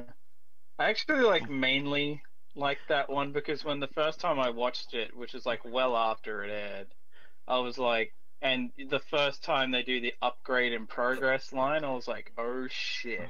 Yes, and that's another thing that I absolutely love that Neil Gaiman must have added in too, is that we get a scene where Cyberman walks into water, fries, and then goes upgrading, and they all become waterproof. Well, we also just the most sinister Cybermen ever. You also see the Cybermen rip off from the Borg liberally, which I found amusing because the Borg themselves were kind of a rip off of the Cybermen. The Cybermen, yes. It all goes circular. Yes. And that wouldn't have been one of my choices, but I can see where you're coming from, Matt. Mm-hmm. Right. And it's also, again, Neil Gaiman doing some really good character writing for this one, too. All right. Aaron, how about you? I'm going to go ahead and say that my favorite episode was A Good Man Goes to War. Okay. For one thing, it's we were just talking about how a lot of us enjoy ensemble casts, and I'm kind of one of those people, all the way from Yu Yu Hakusho up to Dragon Ball Z, everything. all that anime goodness. But it's also true for Doctor Who. They had the ensemble cast, a menacing enemy. I can't remember her name, but the lady with the eye patch. I thought she was actually kind of, huh? Is it Madame No. Vastra? No. Well, it introduced Madame Vastra. This is one that that was group, yeah. that was Kavorian, I think. Yeah. Kavorian, that was it. Kavorian, yeah. Kavorian. Introduced Madame Kavorian, or at least reintroduced her, and it had the big reveal of River Song's parentage, where some people don't like it, but I thought it was kind of a fun reveal. And the fact that Amy had even been abducted in the first place, and that there was always some kind of suspicion that maybe something was going on with the flesh, and it tied back into the Rebel Flesh episode even. So I felt that it tied up a lot of loose ends. I loved the characters that were involved. I loved how strange they were. I loved how world building it was too. And then it kind of all goes to shit the next episode. Yeah, they all kind of got squandered, sadly. It had a lot of epic moments, but to be in my favorites list, it's too river-centric for me. Although she's only in like the last 5 minutes, unless you yes, count I know, but Vincent. it's still about her. Mm-hmm. Well, yeah, but it kind of is a little bit more touching, though, to learn about, and it grounds her in humanity. She is, after all, somewhat of a human being. She comes from human parents. She just happens to have, a lot of radiation from the TARDIS around. Yeah, I know. I still think that's a bullshit explanation. Yeah. That is garbage. But still, I think that this was their attempt to try to ground her a little bit more in reality. It didn't quite work because, we got the next episode, but... Well, it would have helped a little bit more if Moffat hadn't wrote this series with one hand on the typewriter and the other hand on his dick jerking off to River Song. Welcome to season 6. Okay, Tim, how about you? Okay, so my favorite episode today, because I'm sure that over the next few weeks I'm going to be continuing to think and second guess myself, is Vincent and the Doctor. Oh. Definitely not on my list. Definitely on mine. I'm with Randy on that one.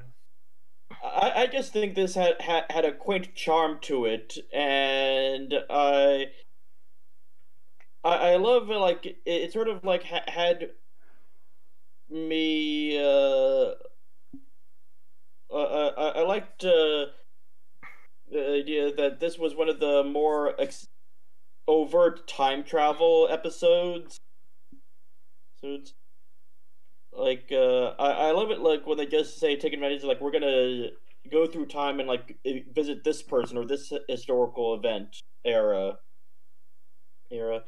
And I also really liked the ending where it was sort of bittersweet but poignant at the same time, and where like it was handled very well. Amy's disappointment that Vincent Van Gogh still met the fate he did, despite her getting her ideas, and it's a reminder that in the real world, like, life isn't so really neatly wrapped up, and they handled it very maturely, I think. And I also just like the idea that this is more or less a standalone episode that you can like show to someone, like, and like not have it like be part of like an overall arc. Mm-hmm. If so that's what I'm going with. I can't enjoy that one myself because I happen to know that the person that wrote it to raise social awareness on depression, and it to the point that the BBC turned it into a PSA. I can't get over that. I can't. Yeah, you have that problem, and I don't know why you keep holding on to it so preciously. Because I hate PSAs. I've hated them for decades. See, the only thing that smacks me of PSA is the part that was actually deleted. So No, I've read the behind the scenes bit in the interviews with the writer. yes, Randy, we get it. I mean, I enjoyed it because, for one thing, Vincent Van Gogh is kind of an interesting historical figure. Hmm. True, but I don't A think the very historical tortured. figure fought invisible monsters. Well, I sort of look that's at- Doctor Who. Yeah, I would have possibly liked it better if it had been a pure historical. You know, that monster should have been from Spyrodon. I'm just impressed by not the moral of the story, but sort of the denouement that the good things don't make the bad things less bad, but the bad things don't make the good things less good. See that. Right. Okay. Thomas, I Tom. think. Yes, Thomas. The funny thing is, Tim actually took mine. Oh, Which Ha-ha. I'm just briefly gonna. I am gonna pick something else, but I will briefly Oh. touch on why. I was gonna go with Vincent and the Doctor because it's the only episode of Doctor Who that has broken me. The first time I watched that episode, I had to stop watching because I just bawled my eyes out for like 10 minutes. Aw. And when I was rewatching it while I was away in a hotel room, and again, it just friggin' hit me, and I was like crying for a good 5 minutes. But not wanting to double up, I think aside from that, oh god, you know what? I'm gonna go with the pilot. Just because it was such a different companion introduction, and it was definitely like, I don't remember like having to grow on Amy necessarily, but I just felt like I instantly liked Bill. So like for a companion that we only got very briefly, that was a pretty damn solid introduction. I could see that. Okay. Mm-hmm. I think there might have been one I liked I better. think there were a in lot of that cutscenes series, from but- that one. Couple of cutscenes at least. Yeah. Anyway. So, by the way, the one episode that nobody mentioned that I would have gone next that almost won out over Day of the Doctor for me is The Doctor's Wife, Oh, which mhm. I love to death. And I think the one on my short list that didn't get brought up in any way was the 11th Hour. Mm. Yeah, I like- I honestly was almost going to say that, but I decided. I like the 11th Hour. I think it's good to very good. It's probably not on my favorite short list, but yeah, it's the last time you had that feel-good feel coming off of the Davies era, and it just dropped it just dropped after that. So we go from our favorite episode to our least favorite episode, and again, my pick for least favorite episode should come as a surprise to nobody, Wait for it to take mine. and that is Journey to the Center of the TARDIS, the biggest piece of shit ever produced in Doctor Who in any season. I will watch. Worse than At least anything in terms of classic At Who. least in terms of full-length episodes. What? Said at least in terms of full-length episodes, because that other one you don't acknowledge. I will probably watch that over Journey, because I think my hatred of that stemmed from before we saw Journey. Journey, well, first of all, I don't consider that canon, considering it's a freaking webisode. Right. So I will take that. But in the main production, yes, Journey is the absolute piece of garbage. Worst that's ever come out. First of all, it was overly hyped. More of the TARDIS we've ever seen. Wow, that's a lot of corridors. That's a lot of blue screen corridors, thanks. 2, none of the secondary characters were likable. Nope. None of them. When they died, you cheered. Which is about the only way that Moffat will kill somebody is if they're absolutely horrible people that you're enjoy to see them die. This is kind of messed up on its own. 3, it was an episode that involved a reset button, literally. Yep. It literally said fucking push me. Mm-hmm.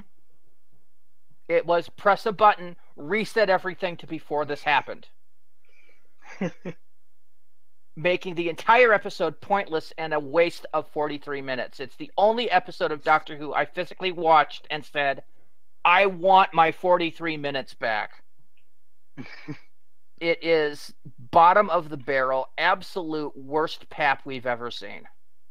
I know some people are like, well, it's okay, I like it. No, think about it for a bit, you'll hate it more. Hot garbage. Yes. Okay, so Bill, leaving you with that.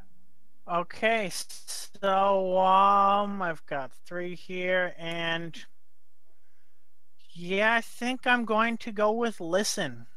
It has several internet's contenders favorite. for worst scene. Huh? One of the internet's favorites. Oh yeah, the internet loves this one, but there's so many contenders for worst scene in there. So much to do with just crappy plot lines and anticlimaxes.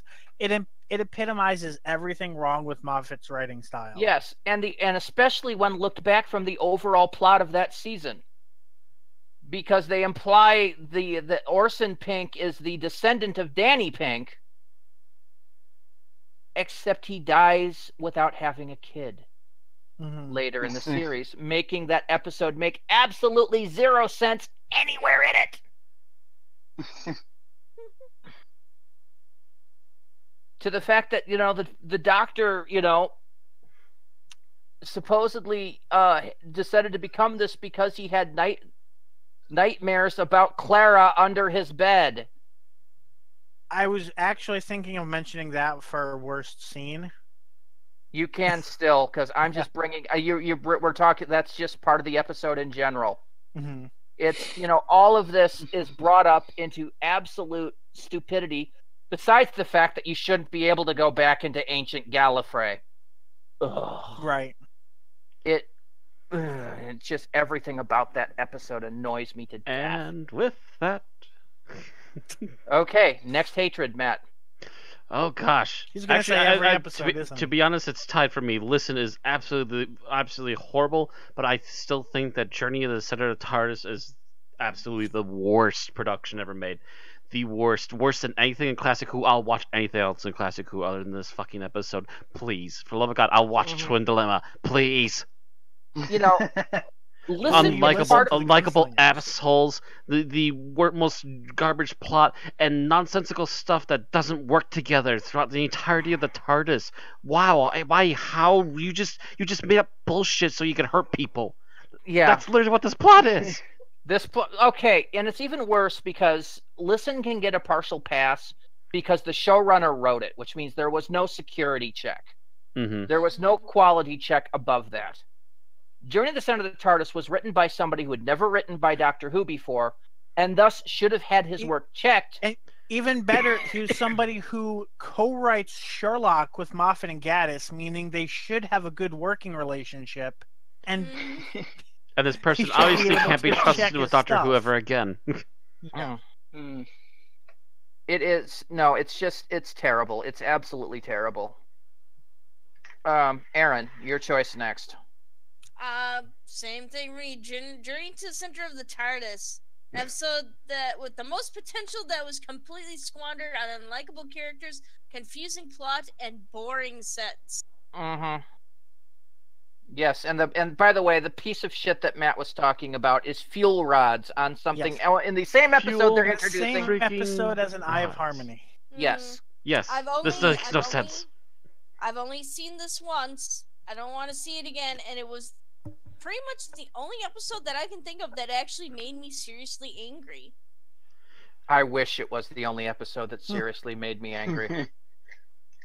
I have yet to become seriously angry at an episode. You need to watch this episode if again. If this was the only episode that made me seriously angry, I might not need blood pressure pills now.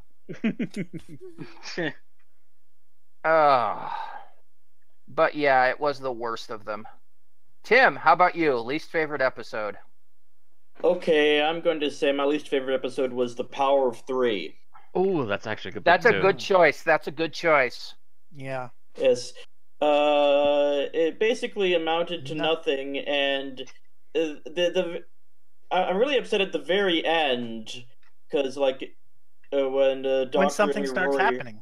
are all standing together saying, yes, it's like nothing can stop us, and then in the next episode is the Angels take Manhattan, which is except that.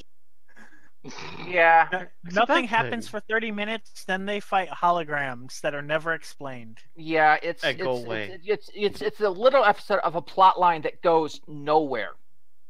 Yeah. I think Power of Three might be one that I want my 43 minutes back too, just because Just it's a non-fluff pointless. episode. Yeah, it's a complete and utter waste of time. It's a PSA for Ritalin commercials. Yes, it really is, because the Doctor's like an 8-year-old with ADD. It's ADHD. He's terrible. Yeah. This is a man that would sit for hours with a fishing pole, and yet he can't sit on a couch for 5 minutes. What the fuck? Yeah. So yeah, yeah, that's a good choice. That's a good choice. All right, Yeah. Thomas, how about you? I'm going with the Power of Three as well because I can remember this being when we started this. This was the one where I chimed in as quickly as I could, whereas normally I was fairly quiet and wait. This was the first one where I was just basically shouting because I was like, this episode pissed me off. That's 'cause right. it was just- You it was Yeah, this so is one of the much first few times you nothing. spoke up and you just delivered how much of a crock it was. Yeah, and we still haven't got a payoff to it because they set up that whole tally crap. It still hasn't come up again. We'll And the evade funny you. thing We'll is that evade you. it was Bye-bye. a Chibnall episode. which means we might actually see the payoff come The- in upcoming seasons. And the thing about that is it was about an ancient Gallifreyan fairy tale, and then they brought back Gallifrey. That would have been a perfect time to actually resolve something. Nope. If that's a Chibnall episode, we might see the continuation of it this time, or he might know how horrible it went and say, "Yeah, this never happened." Nobody Yeah. wants to remember that episode. Yeah, but it was so and the funny thing is I thought if you got rid of all that Monster of the Week bullshit, it probably would have been okay to just focus on, the whole make the plot more about Amy and Rory's decision to leave, whether they they're do going to a- leave the TARDIS or not. Didn't they end it with a really cheesy title drop? Yes, they did. Literally the last thing Amy said. They were like, was "No, the Power nothing of can Three. stop the power of 3." Yeah. All right. So The Weeping Angels. moving on to from this, that's the end of our least favorite episodes, to our favorite scene in the Moffat era and why. Oh. And this is a lot because included in this one is Matt Smith's first scene back in End of Time Part 2. Because that's technically when Moffat started directing, producing, and writing it. And it only goes until Peter Capaldi's final scene in Twice. It does not include Jodie Whittaker's opening scene at the end of that because that was written and created by Chip. All right, so favorite scene in all of that. Oh. God damn it. There are a lot of really, really good scenes. Oh. I picked a scene I don't think anyone else will because I watched it last night. And it's from an episode we mostly don't like. I think I'm going to have to go with the Doctor's regeneration scene, the Matt Smith to Peter Capaldi regeneration scene. Blowing up the Dalek fleet with regeneration energy. No. After that. The scene in the TARDIS, yes. Mm. Mostly because I like the speech he gives. I like the music behind it. It has a great feel to it. It's a great all the feels moment. And I like that. I will never remember. I will never forget when the Doctor was me. Yes. I don't like the regeneration itself, but I love everything leading up to it. All right. So, Bill. So I'm going to go with in the Time of Angels when they're in the cave and it slowly dawns on everybody that they're actually in a giant nest of weeping angels. It's just that scene, like, it's just built up and the pin drops, and it's just done so perfectly. It is a great directorial moment. I will give you that. Horrible episode, but great scene. Matt. Oh, I'm gonna pull this one out of the hat. The Doctor having to say goodbye to TARDIS as she goes back into the TARDIS. Oh, and the Doctor's wife. Good scene. Enjoyable. Very good scene. Very very touching. And he just has to say goodbye, even though he gets to see her every day.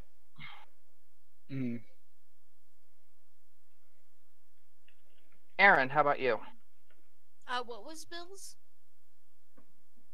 Mine was in The Time of Angels, when they realized that all the statues were angels. Oh yeah, that one. Okay.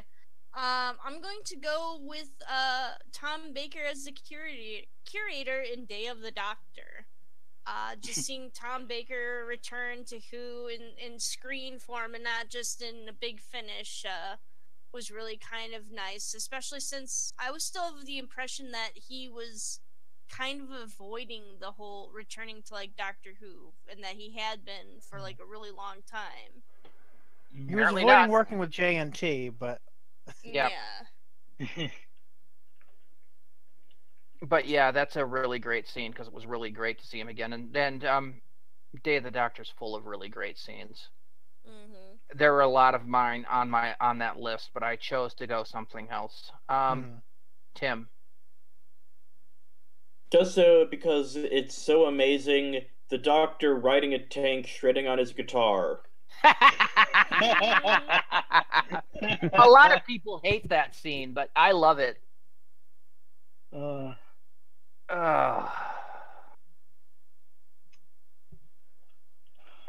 Yeah, that's a good scene. Thomas?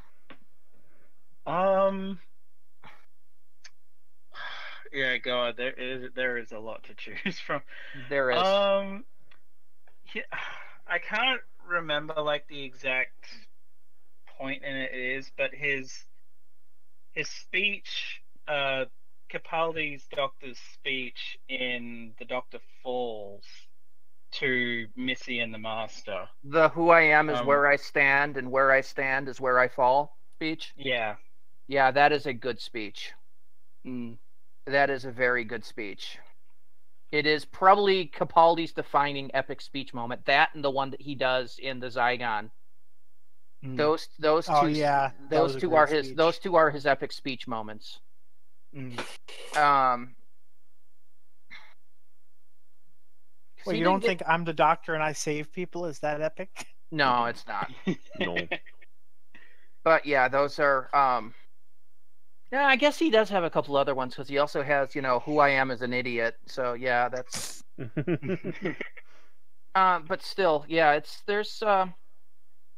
that is a good scene. I actually wanted to rewatch that recently, and I haven't had a chance to yet. All right, so favorite scenes are done. Least favorite scenes. All right. And that's me first. And I have so many. So many. Oh, God. Which one do I want to use? I think we've basically covered just about every fucking thing in Journey to the Center of the TARDIS. All three of my choices were mentioned at least once during the podcast. Well, pick a specific scene. Yeah, I am going to have to go with Statue of Liberty Weeping Angel. Okay, so that was one of my three choices. So but yeah. It is one of those. I mean, that is the part that got me absolutely foaming at the mouth, furious. And I think we that's still have an hour of Randy talking about that in our channel history. Yes. It's absolutely. I mean, like aneurysm level rage. It was pretty good. There are other scenes that I hate as well, but I think that one might be the topper. Bill. Okay, so I think I'm going to go with grabbing the Doctor's ankle and listen, because it just tops off a shit Sunday, and it's just. I mean, Randy mentioned that it shouldn't have even been possible. There's the fact that this whole quest that spurred this episode was started by Clara grabbing the doctor's ankle. It's foreshadowing a location for later in the season, but that doesn't even matter because so little use is made of the location that it might as well have never existed. It just seems pointless on so many levels. It is. I have to agree. It's a pretty crappy scene. The entire it's one of those episodes I like to avoid, and that scene is just kind of the whole bit when I just realized that they're in ancient Gallifrey. Just got this sinking pit feeling in my stomach, going, really? Matt, you're next. Oh, I am going to go with when the Doctor was so lazy about saving his own skin that he literally pushed me onto a button and shoved it through a portal to himself. I don't even remember that one. That's Journey to the Center of the TARDIS. Oh, That's the God, finale. I've only seen that episode once. Why would anyone see it more than once? I've seen it more than once because I was To eating remember dinner. the hate. I'm so sorry. I was eating dinner at GeekCon, and it was on the TV. I'm so sorry. Oh. Okay, I won't mention Journey to the Center of the TARDIS anymore, unless someone else brings it up, because that the whole thing is a big piece of burning shit, and that's just up. Aaron, you're next. Least favorite scene. So I'm going to go ahead, and I might have misinterpreted the scene, but my least favorite one is the one in Kill the Moon, where basically Clara lectures the Doctor on his decision to destroy the monster because he doesn't know what's going to happen, whether it's going to destroy the Earth or not. Its offspring are certainly possibly in danger of destroying the Earth. And she basically makes it a whole pro-life thing. Yeah, that entire episode is basically like an abortion thing. An anti-abortion advertisement. And it just, that's how it felt like to me, and I just felt really uncomfortable. I'm like, get Doctor Who out of the sexual politics thing. Please don't. I get it. The way I justified that is you kind of, with the Doctor's personality, he always would be against abortion, at least in my view. Like, I mean, there are ways you could phrase, like, he wouldn't stop someone who was in a medical need, who had chosen to. Stop talking, Bill. Let's just stop. Digging a hole. His whole personality. The story is so clunky; it should not be even touched by this particular genre in this way. The thing is, guys, it's not even that. The Doctor didn't have a pro-life stance. He had an abortionist stance, and she was the one telling him that he was wrong because she felt that it was not his decision to make, and that, like, he was basically killing an innocent life. So her stance was pro-life, and I felt, that as the female companion, I felt kind of betrayed as a female audience member about that, who was pro-choice, and I was like, I don't really feel comfortable with this. God damn it, Bill! You opened a can of worms. Yeah. I was trying to cut this off before it got into a political debate. I honestly was. I mean, no one's mentioned their own politics. Too bad, too late. And actually, I don't know. I guess I never saw him as being pro-life. I mean, in previous incarnations, yeah, he'd be pro-life, but still, yeah, it just kind of ruined the fun.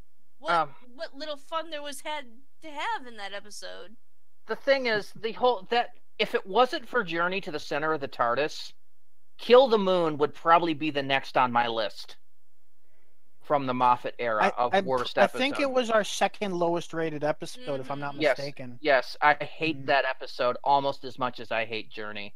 I'd rather watch Listen. The thing is, it starts out beautifully until all the spiders start crawling out of the moon and you find out it's a giant egg. And yeah, I was going to say, if I recall, we completely avoided talking about allegory during the review and still just found it horrible on several levels. The fact that the hatched creature then gives birth to the moon, Instantly. which is larger than it, in a second. There's no physics behind this. There's nothing that makes sense. There's no mention of the fact that, hey, you know, we've got moon rocks that prove it's not a big fucking eggshell. I fucking hate that episode. And it's it's on some favorite lists out there, and I'm like, why? Okay. Anyway, move along. Tim, least favorite scene. Least favorite scene: the scene in Victory of the Daleks where the living bomb is convinced he's a human being through the power of just thinking he's a human being. Love. The power of love. Now, normally, I think you guys know me well enough to know that I would be all about the power of love, but this was just handled badly, very poorly, and like unconvincingly, I think. Yeah, and again, it used to rate a lot higher, but that particular episode is also getting near the bottom on my lists too. Because you've got that scene, you've got the "I am your soldier," which is basically the completely ripped off from "I am your servant," and then you've got the arrival of the Sentai Daleks, which are maybe like used again, maybe like as background characters, but never once again or twice, and they're never in the forefront ever again. They never really come back up. They're literally become a new threat and then completely swiped off the board. And of course you also have freaking P1s in space. No. And see, I can forgive that a little bit if they that's actually had a good the least explanation. of the issues, but it's just, you know, still stacked on top of the rest of the pile. So yeah, dumb. There's a lot of dumb in that, and that is one of the dumb scenes, Tim. All right, so Thomas, your least favorite scene. God.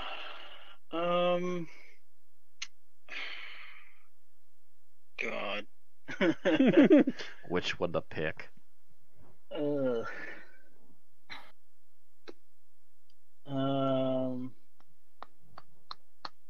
Bloody hell. God, it's like it's actually really hard to pick. You know what? I'm just gonna go with the Doctor being all ADHD and the Power of Three. It's a terrible scene. It is, and it's done for humor, but it's not done right. Yeah, and it's just bothersome because it kind of shows the Flanderization that the Doctor's character has gone through. Yeah, that Matt Smith had basically become a one-dimensional character, and that is part of Moffat's writing issues. Because he has a lot of one-dimensional characters. A lot of people out there like Strax. I don't like Strax because Strax is a one-dimensional character. He's actually a one-joke character. He's good for the one joke, and then he gets really tedious very quickly. Yes. Yeah. I think he's got two jokes, but otherwise I agree with you.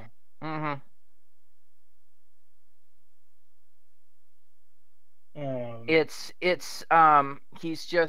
basically he doesn't have any real growth and development over the course of his appearances. Strax is Strax, and that's that. And that's a bad character when there's no growth.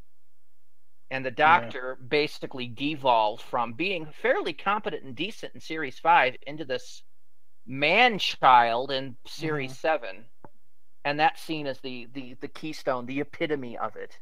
He mows the lawn, he paints the fence, he plays outdoor games with himself, and is extremely bored already. He did it in a matter of, 2 hours? Not Less. even? 15 minutes, I think. I think it was like 30, but yeah. Still, extremely short time, and wow. Yeah. It was it's a terrible scene. All right. So that's our least favorite scenes. Quickly, let's go over our final thoughts of the Moffat era. I'm going to go first. Basically, it starts on a strong note, devolves over the course of Series 5 into an absolute train wreck in Series 6, tries to crawl out of the train wreck, but has basically just a bunch of rocky patches through Series 7 before escalating to the heights in Day of the Doctor, falling back into the lows for Time of, and then it starts climbing back out for Series 8, 9, and then falters a bit on 10 before ending. There's some parts in here that are really good, but there's a lot of it that you just really, really shouldn't have happened. And it all goes to show that Moffat can't edit a script to save his soul, and is not good at writing under pressure and time, and that's part of that's main issue that they have. Bill? There are a lot of peaks and valleys in the Moffat era, but I definitely think that the overall quality, coming at this from a writing perspective, because I think a VFX person might have a different perspective than me. But as a writer, I would definitely say that the overall quality falls in somewhere a bit below RTD. It's really hard to compare it to other showrunners in the past because Doctor Who was so different back then that it would be very difficult to make point-by-point comparisons. Ultimately, though, I think Moffat was good at trying new things, good at promoting, good at moving in a new direction, but he wasn't really good at the follow-through and at consistency in any way. All right. So, Matt? A lot of Steven Moffat's run on this particular show is very mediocre. It does hit some nice highs, but also occasionally will dip into the lowest lows we've ever seen in an entire franchise. It's a very oddball mishmash, and thank goodness at least it tried the best it could to end on as many high notes as it possibly could before moving on to somebody else. All right. Aaron? I think what was so difficult for this era is that Moffat, we went in with having high expectations for Moffat, and he really blew it in the first 3 seasons. He just really kind of rested on his laurels. He just did not. He just didn't know what he was doing, and it took like I said, 3 seasons in order for him to get anywhere. And I half suspect that some of these people did a good chunk of the work while he took some of the praise for himself by slapping his name on some of these scripts when he either didn't do a lot or they had to rewrite massively a lot of these scripts in the Capaldi era. I'm kind of suspicious of that. I have no proof of that or anything like that. But yeah, fortunately it did end on a high note, so I've got some I got some positive expectations for the upcoming era. Hopefully it won't fall into the same traps that Moffat fell into. Tim? I'm hopeful for Chris Chibnall. Comparing the two, I have to say I think RTD was the better showrunner. I agree. Steve Moffat just was a classic case of being spread too thin, or being promoted ahead of his time.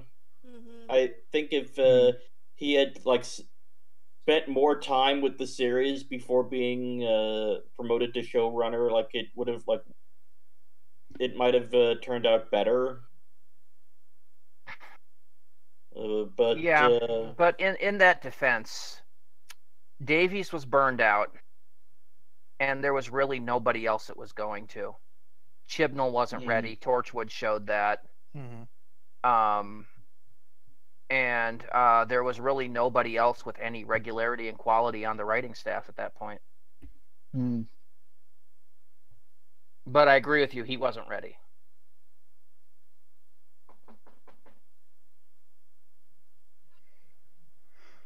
Was that all you had to say, Tim? Pretty much, yep. Okay. Thomas?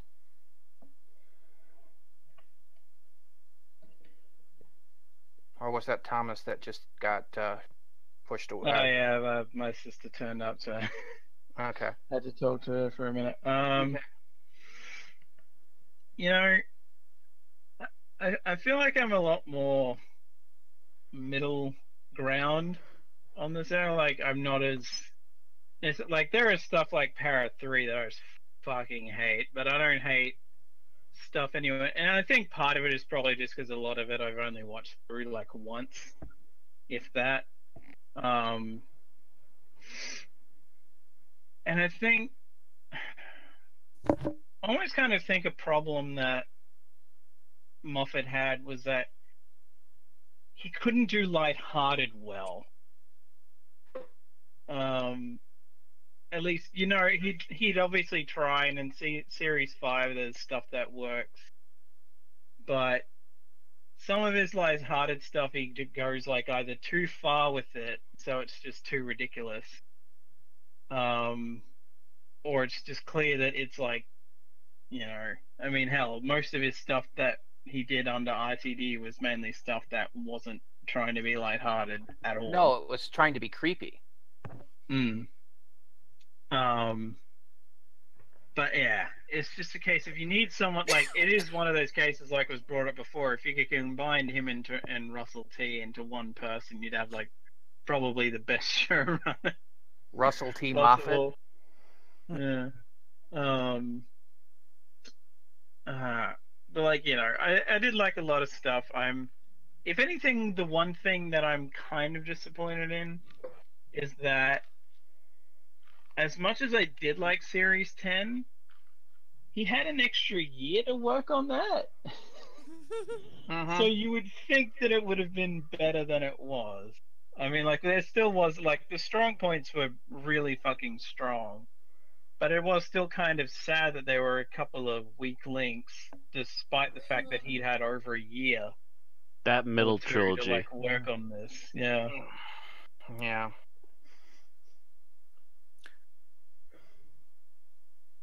Yeah, there's a lot there that, you know, they could have done a little better than that. Anything else you want to say? Not that I can think of. All right. So that's everybody's final thoughts on the Moffat era. Since we're not rating it because it's not an episode, that's all we really have to say about the Moffat era. 2.5 stars. All right, guys. Would not recommend. Yep. So yeah, Thumbs well, down.